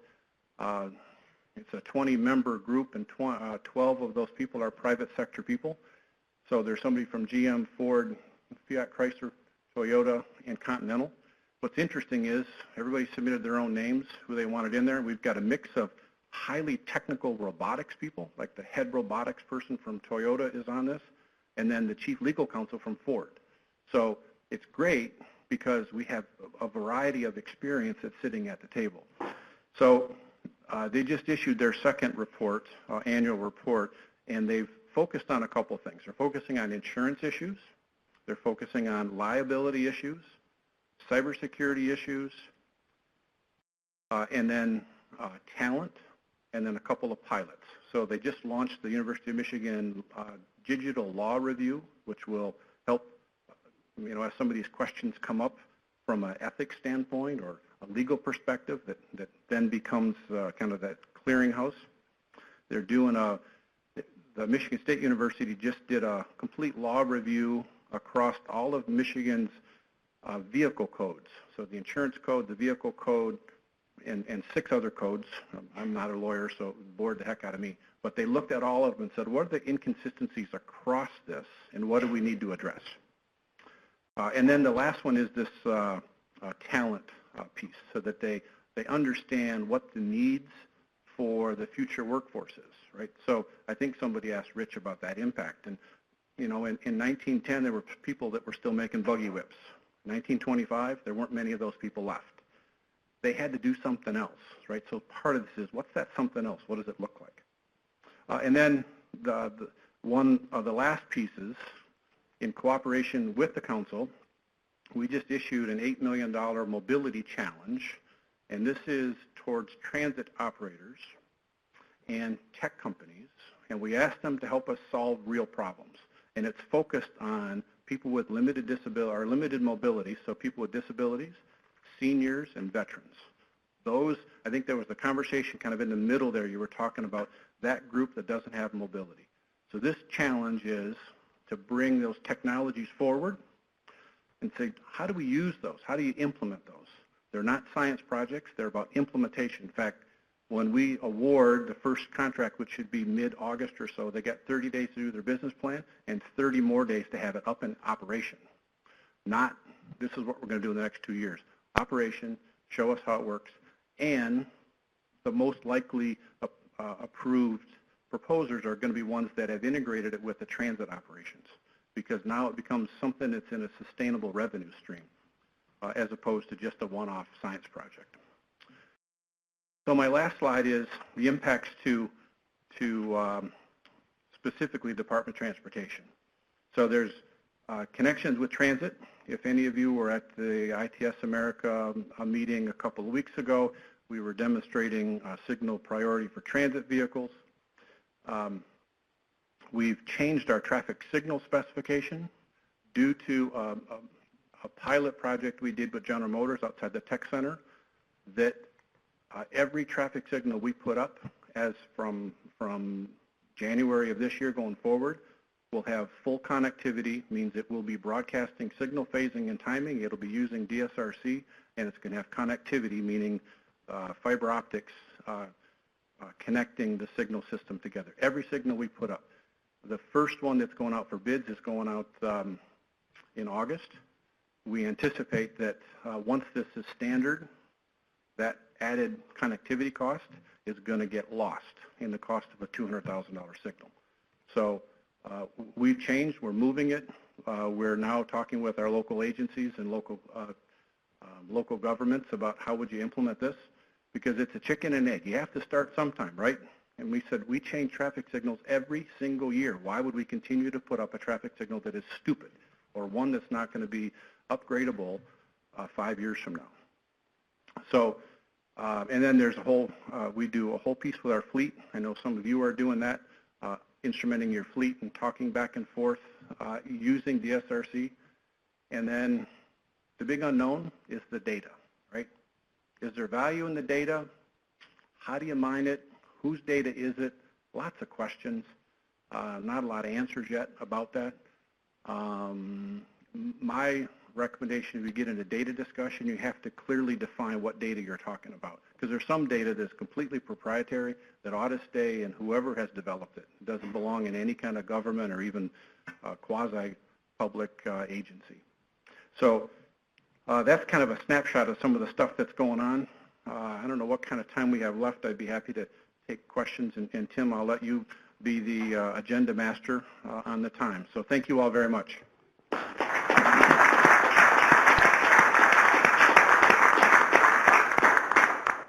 Kirk, thank you very much for, again, a very interesting of what a DOT and how you're partnering actually with some of our own members here to try to link the future of interstate transportation, linking also to what was been shared thus far by Rich. We're going to adjust the agenda you see on page 113. So we've got a little bit of time. We're going to delay, but we'll give you the full 15 minutes for your break. Don't worry about that. So questions from this presentation? Hey, Ben? Appreciate the talk and coming out to visit with us. I had a question about infrastructure. You talk about the connected vehicles, and part of your discussion you did talk a little bit about infrastructure, but what are your thoughts on these connected vehicles, but we also have to have those connected to the infrastructure? We look at cell manufacturers, companies that come out and do, they're providing a network across the U.S. that these vehicles are starting to use. The OEMs are talking about 5 gigahertz. They talk about the cell, but we have DSRC. We've been talking over the years of V2I and V2V.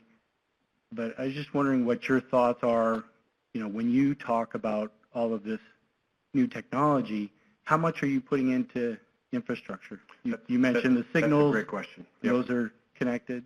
So actually, I had taken one slide out of here. It was in my notes, but it got changed, and I had my note on here to talk about exactly that, because it was a question somebody asked earlier about, hey, should I be building more capacity or not? So we have, in Southeast Michigan, by the end of this year, we'll have 350 miles of connectivity built largely on the freeway system. That'll go to 500 miles next year. Now, does that mean there's 500 miles of roadside units? No, because nobody's using them, right? We are putting the money down below. So as we rebuild something, we're putting in all the smarts that are possible today and some extra conduits, right? So we're putting in fiber, just like all of you are doing, because you're communicating on your networks anyway. So we're investing there, and then where we have people that are testing, maybe it's I-94 by Dearborn. Maybe we'll put some up there because maybe Ford might want to do that, or 696 along General Motors. So we'll instrument those where there's a need for testing, or somebody says, hey, here's what we'd like to do in that particular area. Now, right in the middle of that, we're in the middle of a procurement for reconstructing about 15 miles of Interstate 75. So that question about capacity is perfect, because here's the challenge that I was facing, right? So we've got 3 lanes in each direction. It's over capacity every single day in both directions. It's not rush hour in, rush hour. It's just busy all day, both directions. It needs a 4th lane. It's going to get a 4th lane because I have to deal with that in the next 10 years and 20 years, right? That's the congestion I got to deal with today. I can't say, oh, well, we're going to put in this technology, and once you get the technology, like 10 years from now, your congestion will go down. That doesn't solve a whole generation's worth of people on the road. So we're in the midst of a procurement of about $1.5 billion project, or $1.5 billion project to reconstruct, widen, put HOV lanes on that piece. Now, I firmly believe that that's the last time that thing's going to get widened, because by the time it gets to a capacity issue and it gets to an age issue, the lane widths will change. It's not yet, because we're still going to have this 20 to 30 year transition period where you've got to design a facility to handle, you know, the 1990 Camaro or the 2017 Mustang. They're going to be there for a while. So you've got to have both. And at some point, maybe we resurface it and we take the inside lane is now going to be 10 feet and it's going to be an AV lane. That footprint will be there for the future. So that's a great question. We're investing in infrastructure underground to make sure we have all the smarts there. We firmly believe that 5G is going to be the answer. But you know when 5G is going to get here? 10 years. 10 years before it is ubiquitous, standards everywhere, right? I mean, yes, there's going to be spot little pieces that are coming faster. There's going to be in downtown urban areas. Any of you have anywhere along your facilities you have no G right now? None? Right. Okay. So, I mean, I have that just 10 miles north of the University of Michigan, Ann Arbor. There's a spot with no cell coverage, period. So I don't buy into the notion that says we're going to have 5G everywhere in the next 3 years. It's going to move. It's going to be in urban areas. It's not going to be ubiquitous everywhere. We're doing a lot of we're doing deployment of DSRC because it's available today. We're doing some testing on cellular V2X because you got the automakers are kind of split. You got GM and Toyota and Volkswagen that said we're putting DSRC in our vehicles. You got Ford that says, well, we kind of like this cellular V2X piece. I've looked at them and said, okay, now what do you want us to do? You want us to pick one? We can't pick one. You guys got to pick one. You're the industry. So that battle, and that's why we're investing down below, is that battle's got to happen up above, and it doesn't involve any of us. It is people way beyond what we do that is going to drive what that decision is. What I know is DSRC works today, and it can save lives today, and we're deploying it today. We're deploying it in a way that isolates the radio.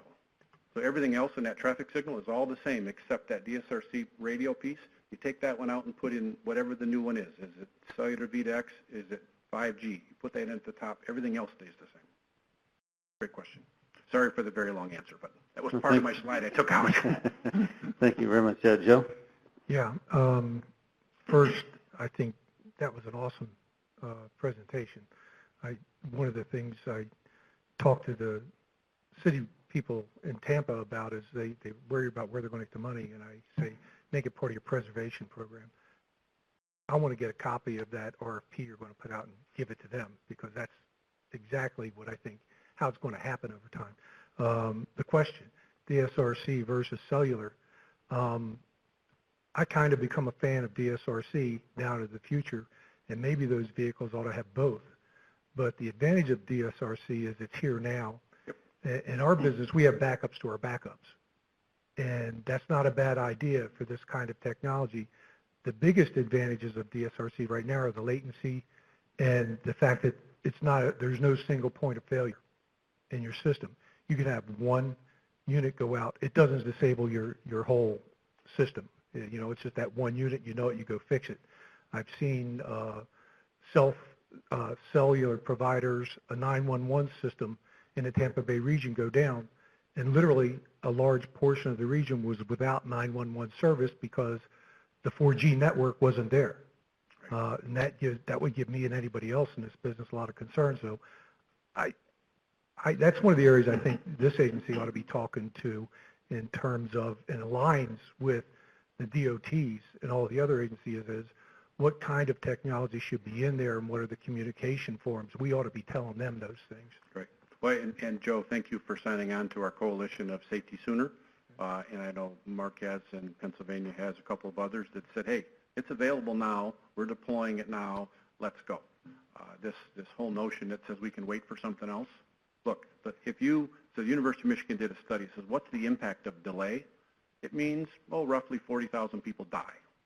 Okay, so go ahead and wait for the next technology. Long as one of those 40,000 isn't your relative, it's probably a good decision. If they are, I'll bet you would have said, maybe something else could have been done. You can tell I get a little bit of passion about that because I'm tired of waiting for the next thing to come along because there'll be 6G after that. We might as well wait for 7G because that'll be perfect. Mark. First and foremost, when I saw you on the agenda, I was excited. And I think I speak for all of us when someone of your caliber and what you've done are willing to come and spend your weekend with us, it means a lot to us. So thank you very much.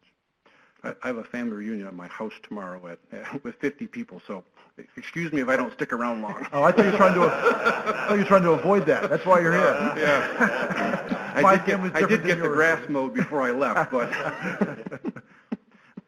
in your various roles with AASHTO and ITS, could you talk a little bit about how we as IBTTA is viewed in those circles, and also too as it relates to our facilities? Are they viewed as ripe testing grounds? Because in a lot of cases, if your DOT, which I'm sure it is a lot like our DOT, there's 40 people, very nice, but 40 people from Federal Highways that sit 2 blocks from that office who their main job is just to watch PennDOT. So for you and those bodies, do you see us as ripe proving and testing grounds? So I do, and I think largely because a lot of the technology that you have already instrumented, right? Many of you have lots of fiber optic networks already. So you have some of that frankly not much of the interstate has. That there are parts, I would say a good third, half of mine don't have any other connectivity. They're getting it because we're putting it in. But at the end of the day, I think you have the right infrastructure. What I have learned about Federal Highway is you can push them if you know how to push them. You can also be pushed if you don't know how to push back.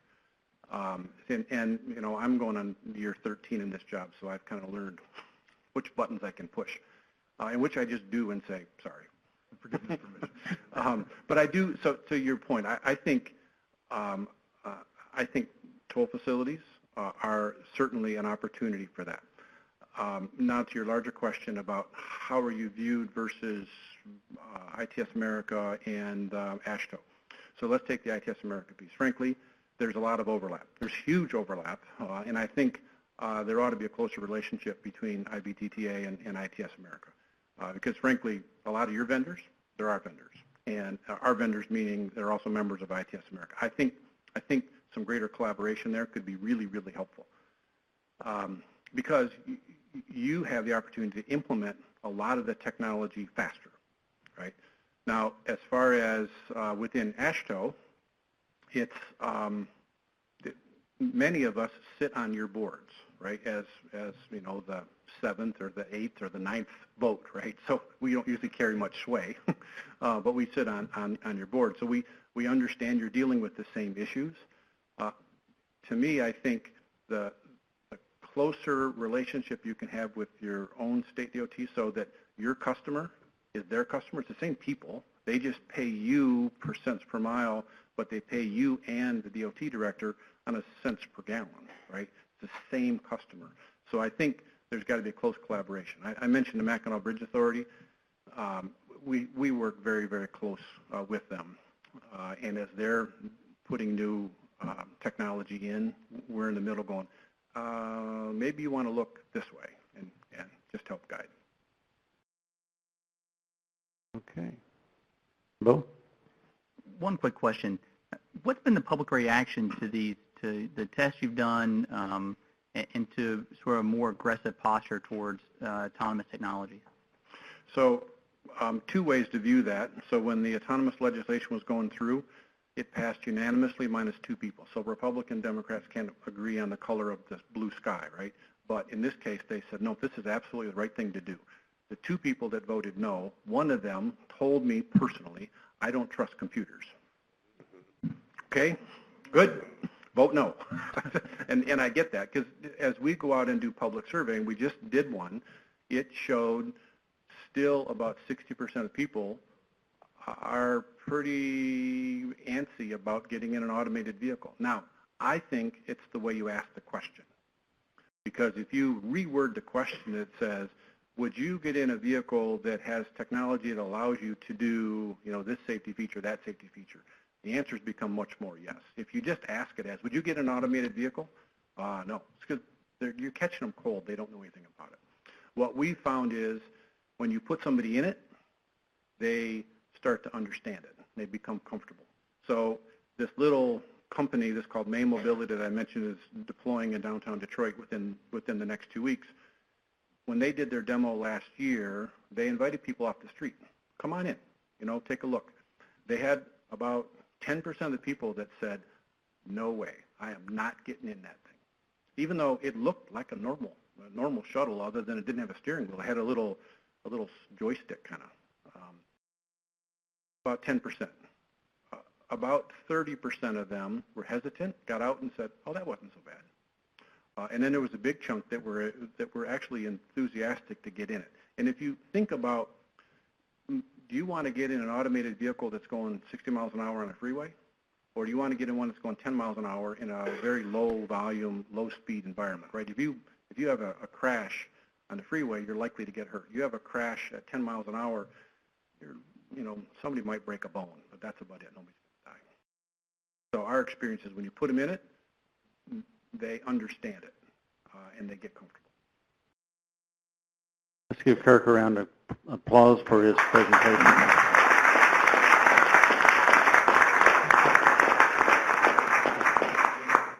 I have 3 o'clock. We're on break. We'll reconvene at 3:15 with our next presenter. Thank you.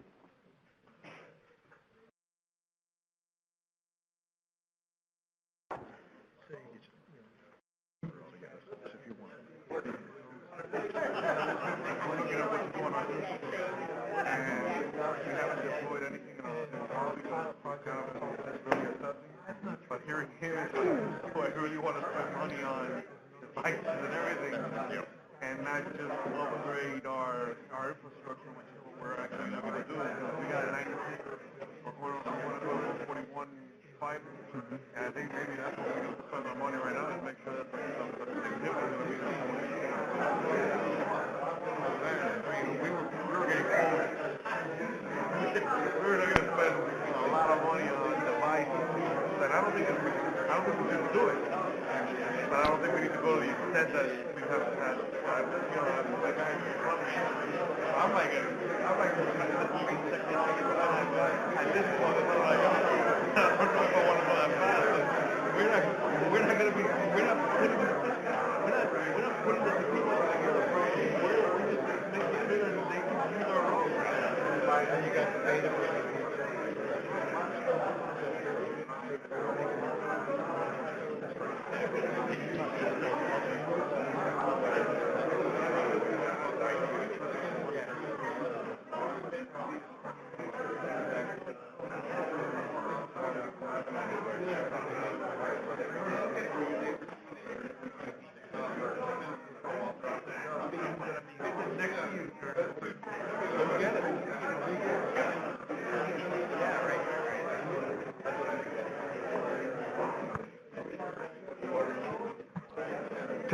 Testing, 1, 2, test.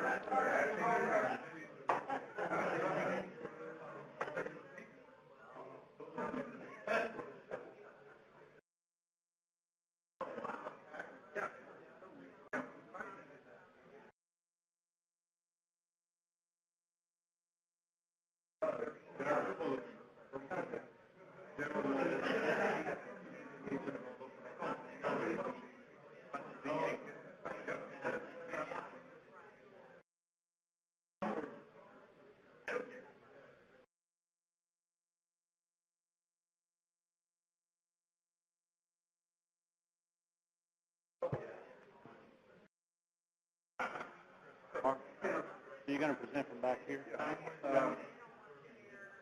At the end of my presentation, we're going to Joe's going to come, they fit together. Okay. And Joe, the other members, David Rain, Suzanne Murray, Jim Wilson, all figured. In the study? Right. Okay. Process. So I'll let you. Well, I do that. Okay. Presentation, but that's what I was going to suggest. Okay. No. And I'll do that at the end of my presentation. I'll say at this point I would suggest hold your after because it'll end up getting. No, that sounds good. Then. That'll work. That'll work. Ben says it's okay. Yeah. That'll help on time as well. So, Joe, are you going to appear to make a presentation? So if you want to, as soon as he's concluded, if you want to walk on up and have him. But I'll have this thing back here. Yeah. You just grab it from him on the way by.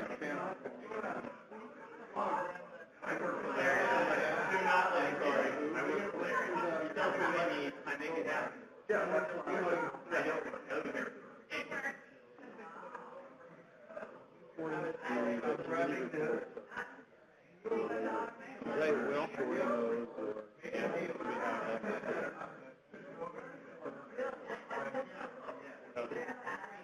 We don't have, we just have minute approvals and new members.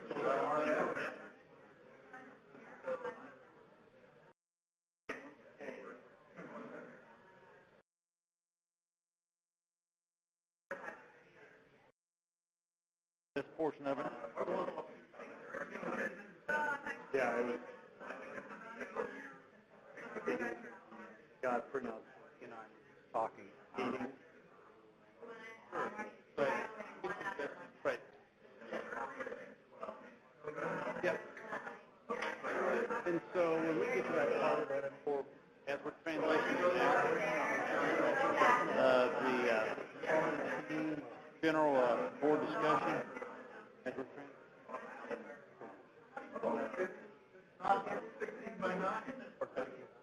I mean, primarily what I think some kind of approval.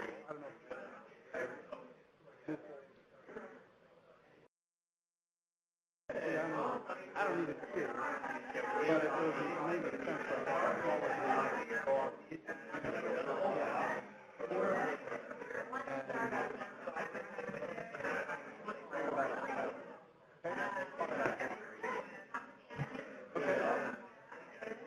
Okay. Someone didn't need it, but I was looking for a cookie. It worked? Marty, is it advancing? Yeah, I'm just checking it. Okay. Okay. And they'll react to that. Yeah. Yeah, we're fine. Okay, we don't have to Sorry, I couldn't hear you. Yeah.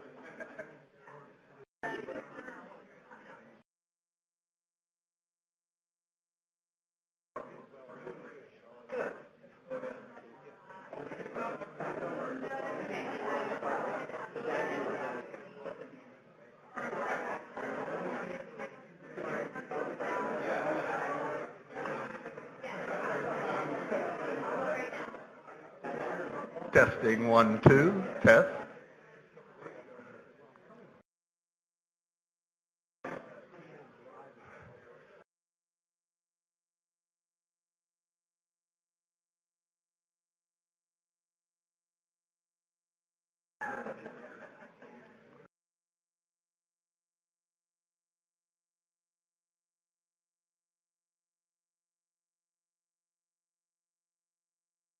Right.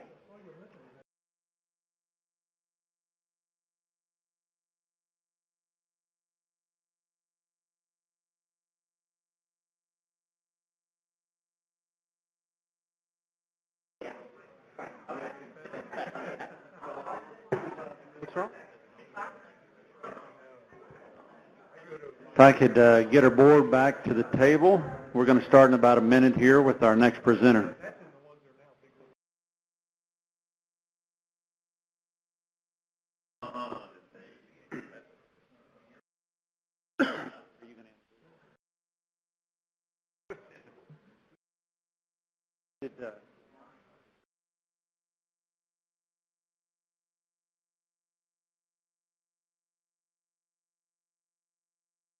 Very good.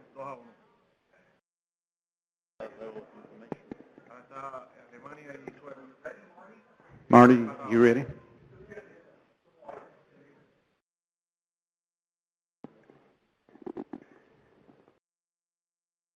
If I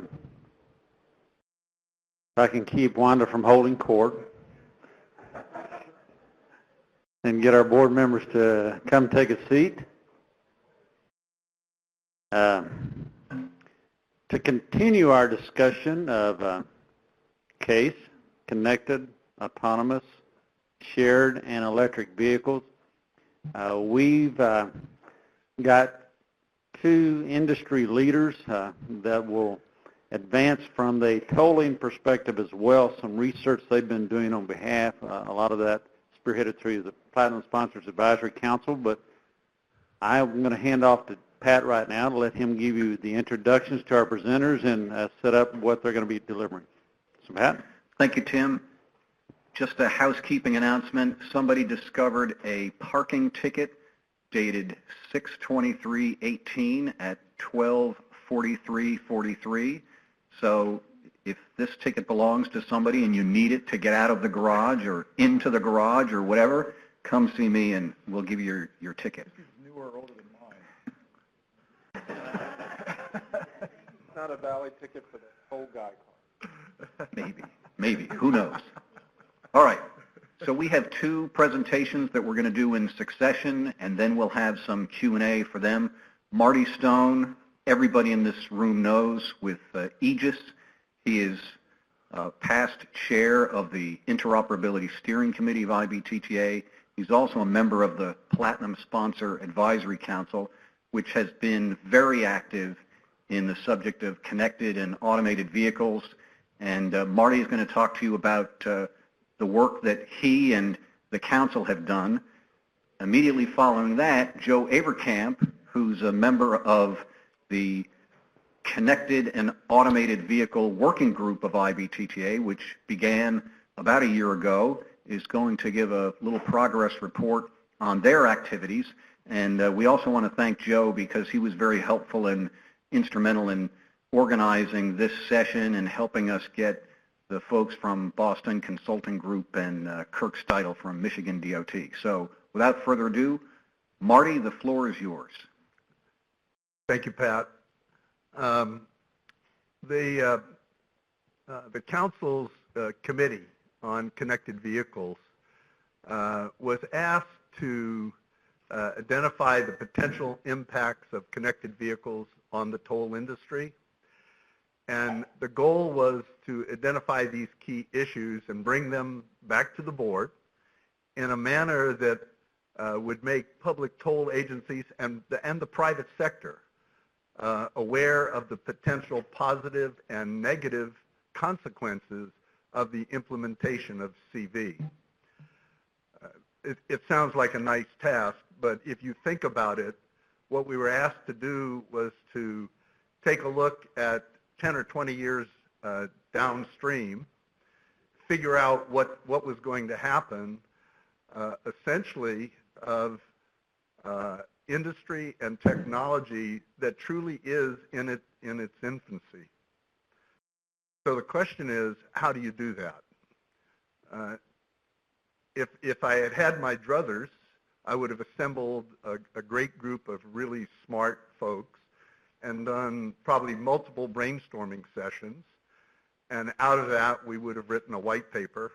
And you probably would have had a nice roadmap for those strategic ideas that you could then hopefully apply to your individual agencies. And one of the problems in this is that every agency is not exactly in the same place. So coming up with some universal issues that would apply to everyone exactly at the same point in time really was one of the challenges that we had to face. Essentially, every agency is at a different place with your roadside technology, different place with your back offices, certainly a different place with your operating technologies. So our approach started out being, okay, let's assemble this group of really smart folks in the CV world. And I was able to put together a really good committee. And what you're looking at are those who made up the committee and made up the committee in their jobs and representing their organizations at the time that we did this work. And some of those folks have changed jobs and changed organizations. But this is what the committee looked like at the time that we did the activity. And as you can see, there were 5 representatives from 5 separate toll consultants, along with 3 individual vendors. And I was really fortunate to have these folks participate. We actually have 4, in addition to me, we have 4 of the members of the committee here. And later, they're going to be available to answer questions along with me. So what's the process we used? I would have loved to have pulled them all together and done this brainstorming, but quite frankly, these folks are probably as busy or busier than me, and I had to find a way to honor their time. So what we ended up using was a process developed in the late 70s by a guy named John Naisbitt, and it's a process for consensus building based on the evaluation of the written word. And Naisbitt did some incredible work back in the late 70s and early 80s. And he wrote a book called Megatrends. Some of you may have actually seen that book and looked at it. And he was, I had the good fortune to meet him when I was in grad school and got a presentation from them about the process. And his process essentially between 1977 and 1981 was to analyze over 20,000 newspaper articles and magazine articles. And from that, he believed that they could predict the future based on their analysis of what was being written in the present by people all over the world. I've actually used this process a number of times over the years after listening to him explain it, and it has always been successful, and I think it was successful again this time. I wanted you to understand the methodology that we used so you would understand the validity and hopefully the credibility of what we're going to present to you. So this is a very, very short description of his approach. In his book Megatrends, written in 1982, but on work that was done in the late 70s, he predicted 10 very futuristic concepts, and I picked out his first 4, just to show you how incredibly accurate they were using this analysis. His first one was that we had, and again, remember the time frame this was written, late 70s. He believed we had already shifted from an industrial society to one based on the creation and distribution of information. And this was written back in the day when there was no internet. It did not exist. And the only type of personal computer that was available was the Apple II and the Commodore 64. I had a Commodore 64. It was essentially one step up from a typewriter. These were not personal computers.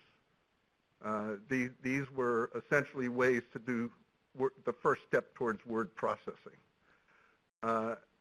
incredible to make that prediction based on this analysis approach.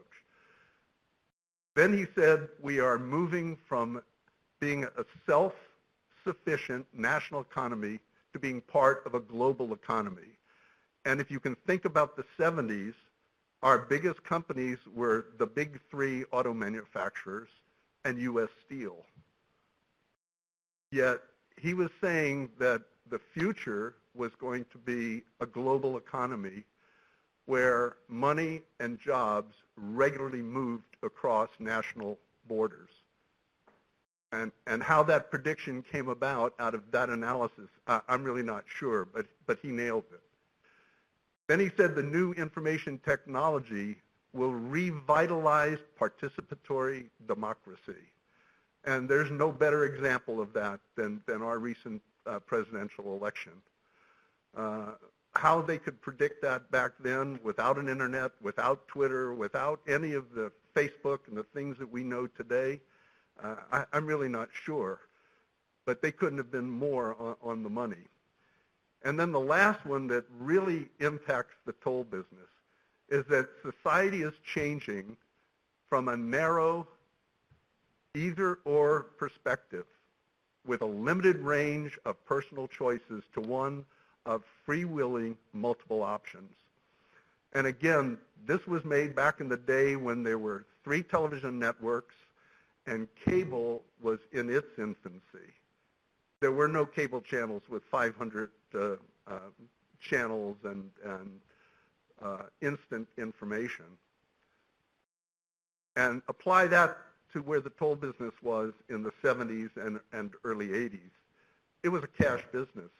There was no such thing as ETC even at that time. And look how far ETC has come now with our multiple payment options and certainly more to come and more changes to come. So you can see how effective this particular methodology was.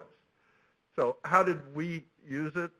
Well, I actually looked at some of the later work that Naisbitt did. He's still writing and he's still teaching. He's a brilliant guy. And these are 3 quotes from him that came from much later, within the past decade. He said, now we're drowning in information, but starved for knowledge. And I thought this quote applied to the CV world. We're talking about an issue that is truly all over the map, tremendous amount of information, but very little knowledge about really what's going to happen with CV in the future. He also said strategic planning is worthless without first a strategic vision. So when we talked with our committee, we asked them to think strategically. Think about things that would be of strategic importance to the toll agencies. And then lastly, and this applied to the committee itself, that intuition becomes increasingly valuable in the new information society precisely because there is so much data. And that's really what I surrounded myself with. 7 really experienced, knowledgeable people who could apply their intuition to this task that I was asked to do. So here's how we did that. I asked each member to provide a list of their top 10 issues related to how or the potential impact of CV technology on tolling. And I asked each one of them to rank their list in the order of importance or in their order of impact on tolling. Then I built a matrix and scored each one of their lists by reversing the order of assigning the points. So anyone who gave me their number 1 got 10 points, and their 10th issue got 1 point. And here's what that looks like. I don't expect you to be able to read this, honest. But that's kind of what the matrix looks like. What was interesting is out of the 8 people, we got 30 unique issues related to CV and the impact of CV on tolling. 20 of the issues were identified on at least 2 of the lists, and none of the bottom 10, which were only single issue rankings, none of them were ranked high enough to skew this evaluation. So we took all 30 and grouped them into, ended up grouping them into 3 high-level areas of similarity.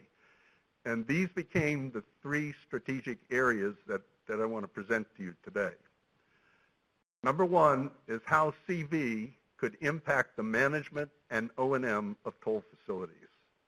Number 2 is how CV could affect the attractiveness of toll facilities, how attractive they are to your customers and potential customers.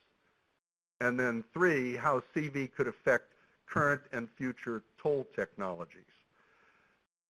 I want to show you how those are grouped and why they bubbled into these 3 categories. Hopefully this is readable. The first one, how CV technologies may impact the management and O&M. You can see this was driven really primarily by the top 2 issues, how CV data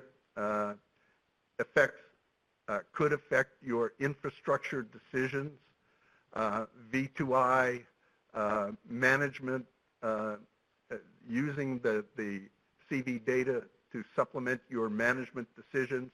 But if you look down this list, you'll see that something that Joe Wagner mentioned, and that is that CV, and I think the entire committee believes this, CV is going to give us the opportunity to leverage our investments across multiple platforms and to leverage those investments possibly with other partners within our geospace.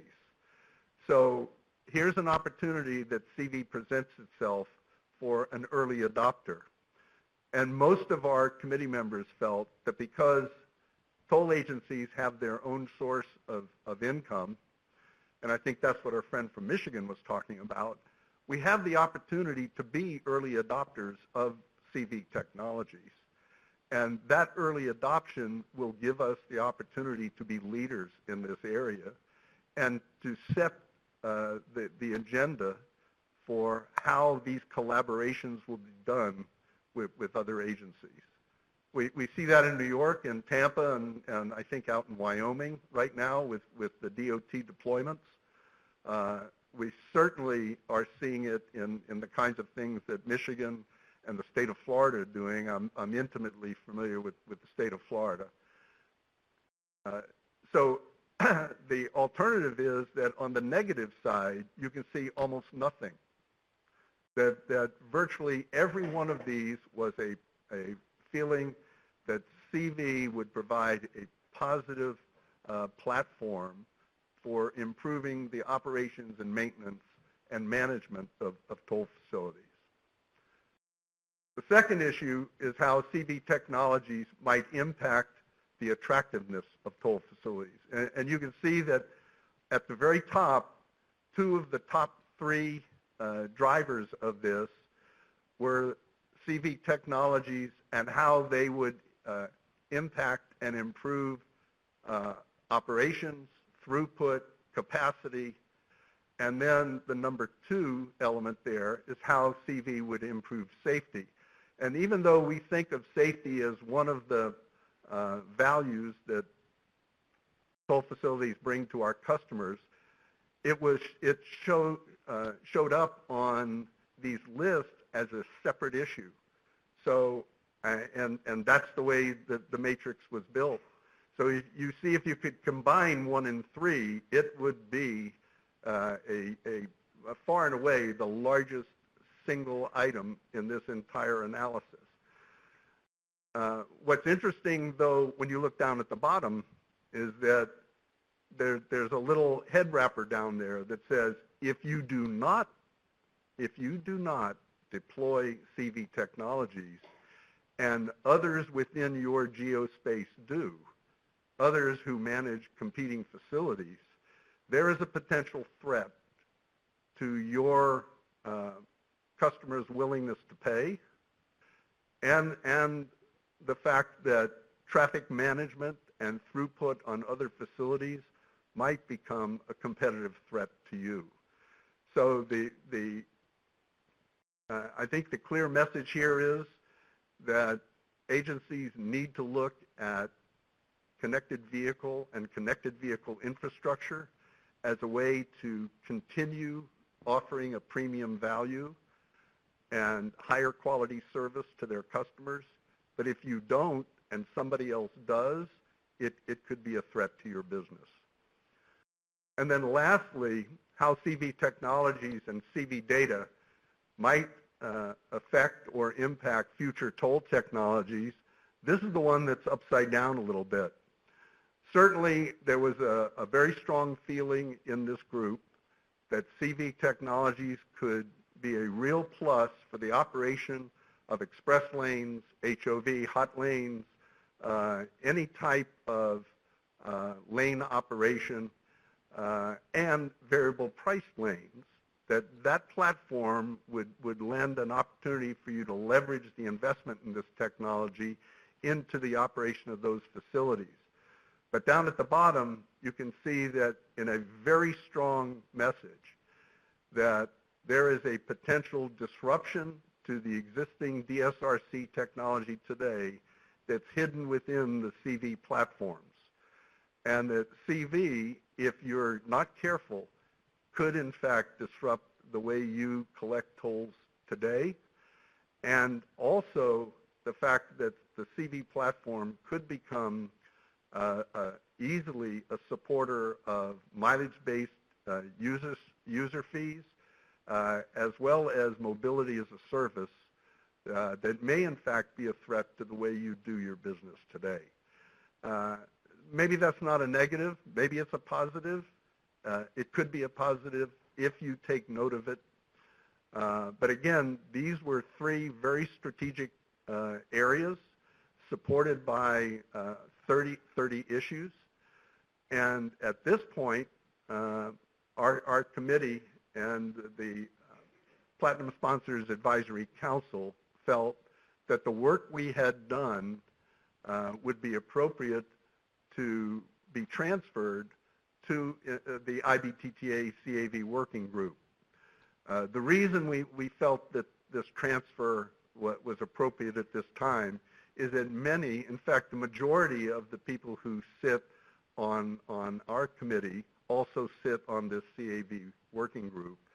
And if we both moved forward with one or more of these, we felt we would end up duplicating efforts.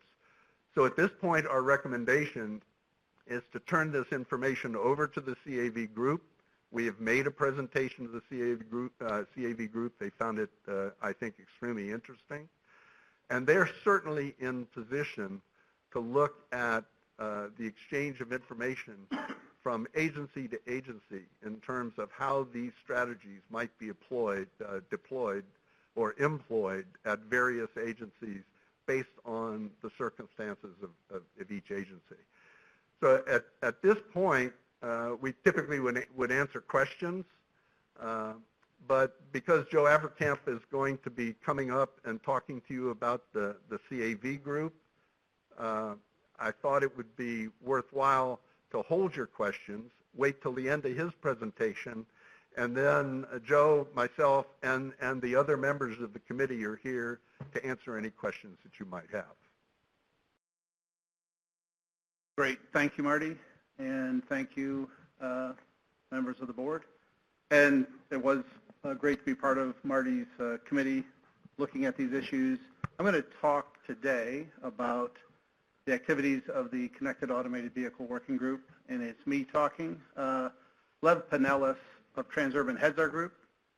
He would be here today, but he's got a family activity, and of course, my colleague Suzanne Murtha from AECOM is transferring director's title back to the airport, so on our behalf. So, and this committee, I'm going to give you an update of where we are. We've talked with the Platinum group about the three issues. We haven't really absorbed them as a group yet. We're going to have a meeting next week. We're going to have a call where we're going to talk about what actions we can take to analyze those issues, and then we would come back to the board or appropriate people to discuss that. So this is the update today. So this group was formed in May of 2017. So many members of the tolling industry have been pursuing CAV technology on their own. And we launched this group in May of 2017, basically as a grassroots effort to bubble up information so we could talk about it.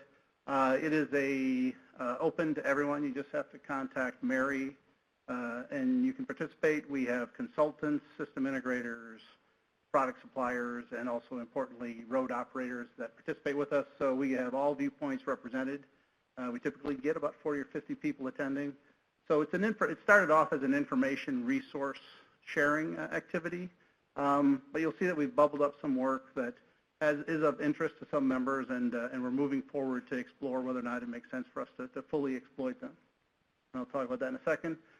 So the working group objectives were to share local and regional initiatives in the CAV space, discuss infrastructure owner and operator issues stemming from CAV developments, and then collaborate on ways for the tolling industry can respond to this whole area of practice. Essentially, so we typically have 53 active working group members. We've built a resource library. You can go look at any of the presentations that we've done. Any information is shared there. We hold monthly calls. We typically have 1 to 2 presenters, and I'll show you in a second who's talked to us. It's a very interesting list of presenters. Bullet 4 is we've established a subgroup exploring the creation of a tolling transaction message using standards bodies through the Society of Automotive Engineers. I'll talk a little bit more about that. And we held an in-person conference in Charlotte at the IBTTA All Electronic Tolling Conference in Charlotte in April, so we had our first face-to-face get-together in April. So these are the speakers that we've had present to our group. You can see one of the first ones was Bob Fry from Tampa Hillsborough. Of course, they have the connected vehicle pilot that they've been running down there for some time, so Bob gave us an update on that. That's one I would point out. September of 2017, we had Jim Meisner from Qualcomm. We'll talk a little bit about this DSRC versus cellular V2X protocol discussion, and Jim laid out the case for cellular V2X. We've also had Randy Cole come in and talk about the DSRC trials he's running on the turnpike there. So again, this is a very, and then the last one was Marty talking to us about the findings from the Platinum Sponsors Group. So it's a very, like I said, we have a very open group. We take in anybody that wants to participate, just join us, and Lev will probably get you on the agenda if you have something meaningful to talk about. At the in-person roundtable in Charlotte, we had 19 members attend. They talked about individual project updates, partnerships, CAV-related issues and ideas. I talked about, and this is, I want to spend a little bit of time on this, is a Cooperative Automated Transportation Coalition. So the CATC, if anybody is familiar with the Vehicle to Infrastructure Deployment Coalition, this is now that. It's been modified by its 3 constituents. So the people that form this are AASHTO, ITE, and ITS America. And those 3 groups wanted a mechanism that rather than have each of them pursue their own initiative, we put it all under a same umbrella. I talked about it. I head up Working Group 1, which is the Initiatives Working Group with Greg Larson, who's Director of Research at Caltrans. And we've done a series of initiatives. One of the ones that you may have heard about, I know we've deployed them in several of your markets probably, is signal phase and timing. Now this is not a tolling initiative necessarily, but one of the things that we wanted to do was use DSRC to broadcast signal phase and timing. Automakers are looking for ways to increase the value of that radio they're putting in the car. So we need to give them increased functionality. So the working group that Greg and I chair issued a challenge to the industry, to AASHTO members, we wanted 20-50-20. We wanted 20 intersections and 50 locations equipped with DSRC signal phase and timing by 2020. I think we're up to 38. We have a recurring call, but it's a good model to talk about how we're measuring progress. It's a forum that AASHTO has to bring their membership together to talk, and I try to bring together the tolling industry with AASHTO. And then Lev talked about CAV pioneers. Again, this gets back to the concept of our toll roads are some of the best instrumented, best marked. I mean, it's all of the things that you need for a connected or automated vehicle. So we have an opportunity to do some groundbreaking work. I know some of the things we've talked about are speed harmonization. All you need to do is get 10% of the cars to adhere to a speed limit when you have a slowdown.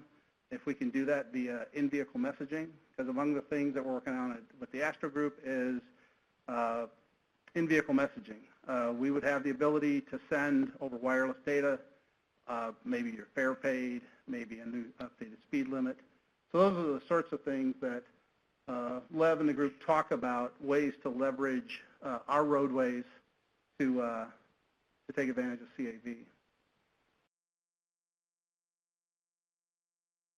So we've begun an engagement with the Society of Automotive Engineers and the Institute of Electrical and Electronic Engineers, and with oversight from the IBTTA. There are two standards, and I think Kirk Steidl talked about this. There's Cellular V2X, and this is Qualcomm is leading an effort. It has Nokia, AT&T involved in it as well, and they recently got Ford to agree that that would be the standard they would put in their cars. On the other hand, you have the DSRC standard, which is what US DOT has been supporting for the last 15 years, and GM, VW, and Toyota have made big announcements about their effort there. So to Kirk Steidl's point, he said, what should I do? Which way do I go? And they need to solve that. But we believe we can develop, we're working with the SAE to develop a message set that would be independent of the technology we would use. So we wouldn't have to pick one. We can pick a drop-in. And among the things that we're talking with them about, and certainly interested in feedback on this concept, is there are essentially, we see potentially three use cases. Let's imagine it's a DSRC. One is a direct gantry drop-in replacement, where you have a DSRC radio in the car and a DSRC radio on the gantry. But then there are also HOV lanes in cities where it's not suitable for a gantry. DSRC has the advantage that it broadcasts your precise location, direction, and speed. So you can actually broadcast information to a roadside unit, and you don't need an overhead gantry because you don't need direct communication. So it's what I call gantry-based tolling, roadside-based tolling. And then there's wide area network tolling, which is what the vehicle miles traveled people are looking at. And I think at some point, this industry will be in a position to support that because we have facilities that know how to handle accounts, know how to process transactions, but it's just a slightly different application of the technology. So that's among the things we're talking with SAE about. So we've reported on this at our various meetings, and the Society of Automotive Engineers is looking for us to come back to them sometime later this summer to talk about our interest in pursuing development of a standard through that body. So that's among the things that we'd like to discuss. We're currently, we have a meeting next week where we're going to review the outcomes from this discussion that has taken place today. We'll reconvene in September. I expect we'll have another face-to-face meeting at the annual meeting in October in Baltimore.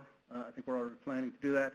And as I said, we've received the three issues that Marty highlighted, and we're going to confer about that next week and come back with what kind of plan we can undertake to address them. So again, Mary's the staff contact. We don't have any plans in changing the structure. Our top three goals, and this, like I said, Lev leads us, seek broader visibility of the working group, make connections across ITS and the CAV industry, and as I said, I work both AASHTO and via this association, continue to share our efforts, and at some point, we're not there yet, but we may require funding based on evolution of its mission and work if we're going to undertake some serious evaluation of policy needs or technology needs. And that concludes my remarks. So thank you.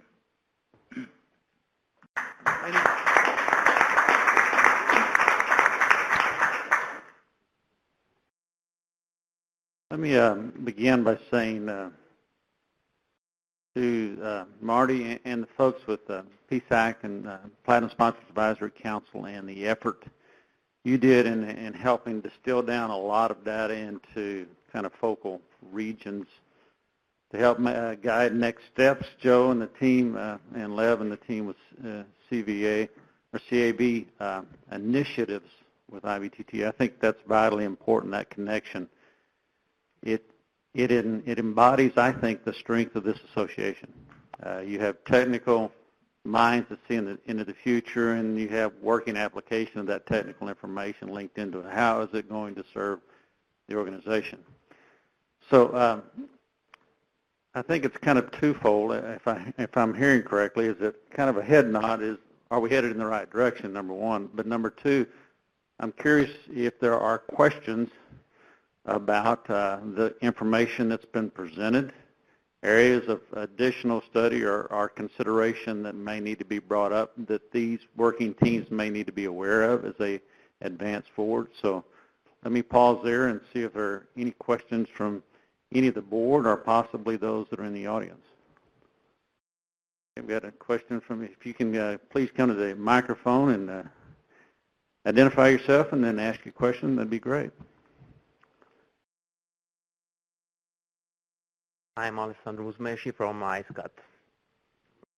Not a question, it's just what we are facing now in Europe and in Italy as an example.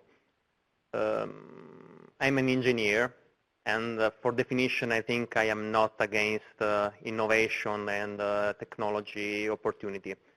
But on these items we run the risk to lose the point of view of the road operators. We are in the middle of the struggle between producers, manufacturers of software, hardware, telecommunication, and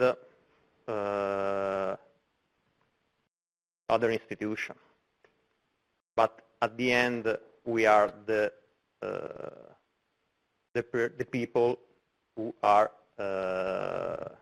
managing roads, and we are to guarantee safety. Some months ago, we had in Brussels a workshop with all the main stakeholders, all the relevant stakeholders. We had Qualcomm, Vodafone, Intel, car manufacturers, software and hardware manufacturers, and things like that.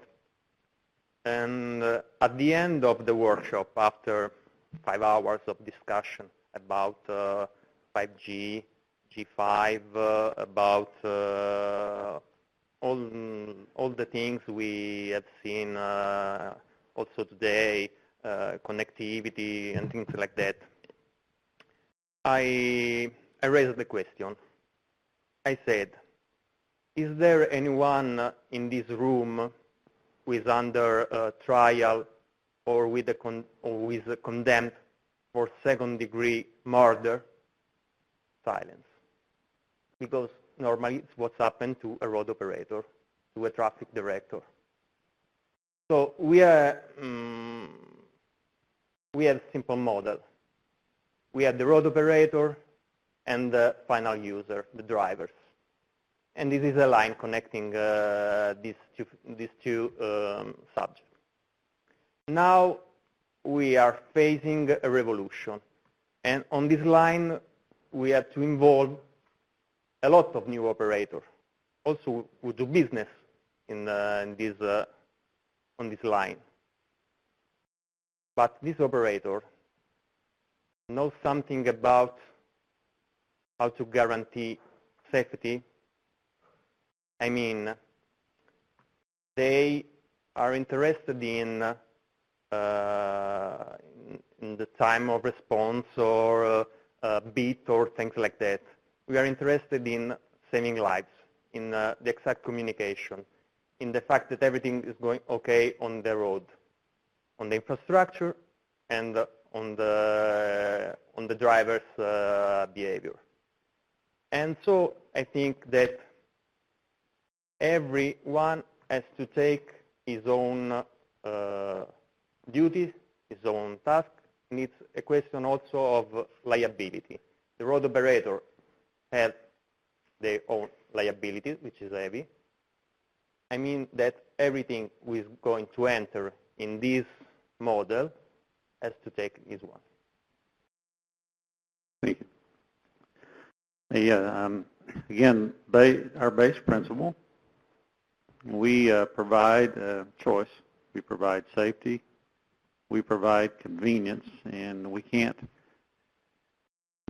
forget that base factor and those base elements as we enter this arena. So I guess the question to be posed to both Joe and Marty is, how do we make sure that we link and embrace those? And I know you've had some discussion with the SAE and what those standards would be and safety protocols going forward, but how does that factor into the arena of going forward? Well, one of the things that we suggested at the very end is that not just the information, but the suggestion was that the work we did identifying these three strategic areas should be given to the CAV for more investigation. Those three areas are not in their current plan. So in essence, we were asking the board or suggesting to the board that you transmit this to the CAV because they are in fact a committee of IBTTA, and suggest to them that they build that into their study program. In terms of, and I do understand what you're saying, what we hoped to come up with was not a roadmap, but a basis that an agency could use to develop their own roadmap, to possibly give this information that we generated to their consultants, to their staff, and ask them, where are we in these three areas?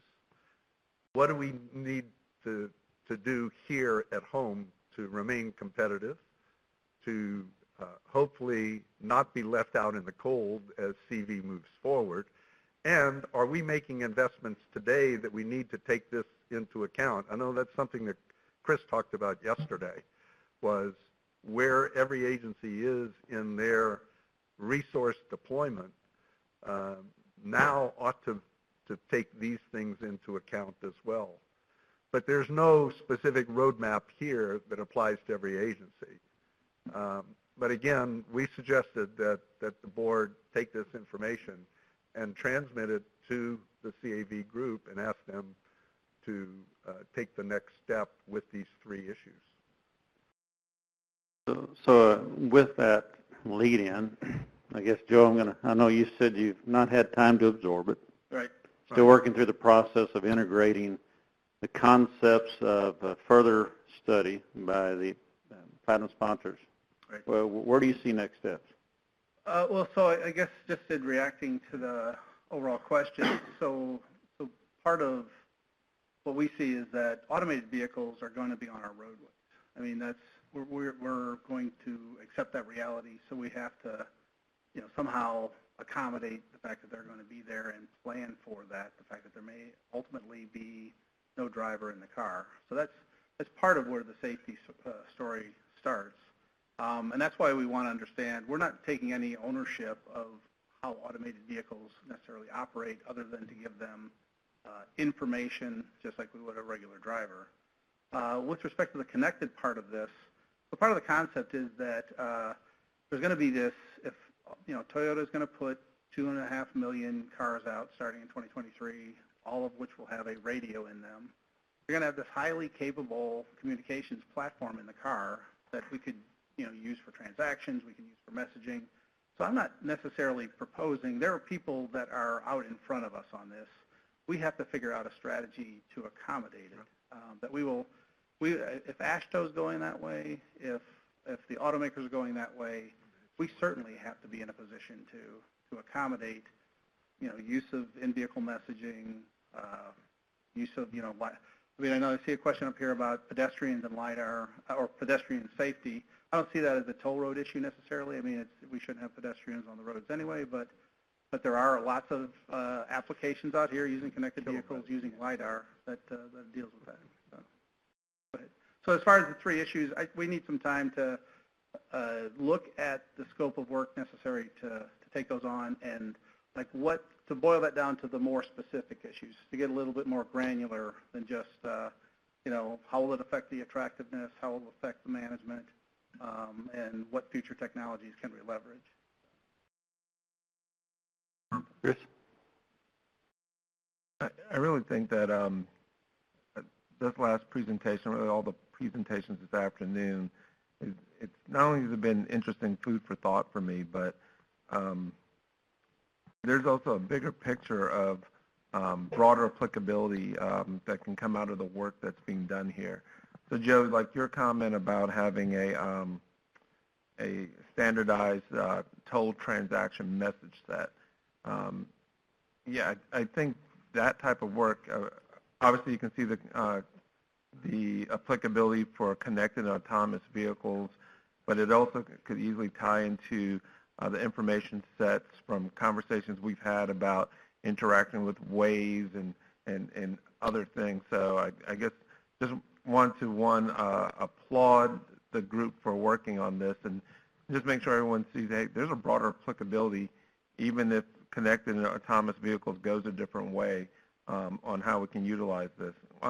Along those lines, I know that the working group and obviously the platinum sponsors, there's a lot of industry participation. Any comments on that concept of coming up with a generic message set in terms of, I guess that's the file or the fields in the file? I presume it avoids some of the some of the issues we've had around standardization with interoperability, but at least adding sort of a base level or set of information that we'd want to provide. So I'm just curious if there's any more on that particular component. So we're just getting started, but that's exactly the intent, Chris, is to have a message set to get out ahead of this so that before we have a variety of protocols that emerge with different data elements, if we can define that at the outset, then we can, you know, have uniformity across various facilities. And that's why I wanted to further extend the concept. So I know there's several states running vehicle miles traveled tests, and they're somewhat ad hoc in that they're using different message sets. And I'm not saying we have the answers. We're certainly going to draw from those people because they've done a lot of work and they know a lot about what goes into it. But that could certainly be another tier on that. I see us, you know, being able to facilitate transaction payments on toll roads, but also if the state of Georgia wants to take up a vehicle miles travel tax, there would be a standard already in place. And then there's a significant amount of work that goes into putting that in place. But it's all the data elements that we typically have that we went through in the NIOP, right? You need an account ID, the ability to identify what lane it's in, time of day stamps. It's all of those data fields, and then turning that into a standard message header. Does that get to your point? Joe Wagner? I love the two presentations. It's great how they came together in the end. I saw Marty's on page 272 of the board package. The impacts on tolling is opportunities. And I saw Joe's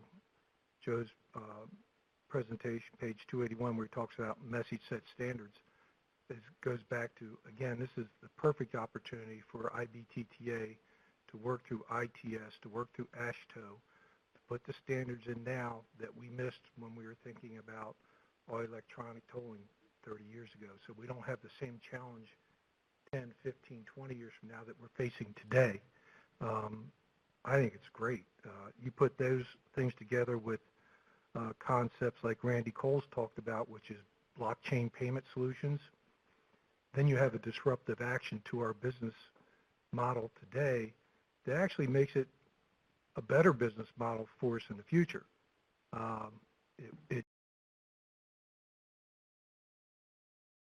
It's going to be a huge change to our current service providers, but it's something they should start thinking about because this really, to me, in the long run, gives you, every agency, interoperability is a one-to-one relationship with your customer regardless of where they come from and gives them the ability to pay you directly for every transaction on your roadway. So I think it's great stuff. Thank you. Thank you, Joe, for that comment. I'm not seeing any other hands up at the moment. Let me share with you as well, and I think it's broad. It's a very broad network and a very broad footprint. And we've had discussions about this to some extent at the executive committee level as well in broadening and linking those partnerships through ITS America and hearing that discussion as well, and AASHTO and SAE, and actually reaching across the pond to Europe and other regions as well to try to consolidate thought concepts about helping to drive those standards. Because the auto manufacturers, once adopted, will try to similarly distribute those standards throughout. So I think it's important that we capture this opportunity as been encouraged by the Platinum sponsors through the CAV working group to say, how do we make sure that we're on the front, we're at the table, not on the menu, per se, in this discussion about what the future has in store. It's a very good point. Any other thoughts or questions before we close this portion of the discussion? Yeah, I'd like to ask the folks that participated from the Platinum Sponsors Advisory Council that helped hand off some strategic visioning information to please stand and be acknowledged right now.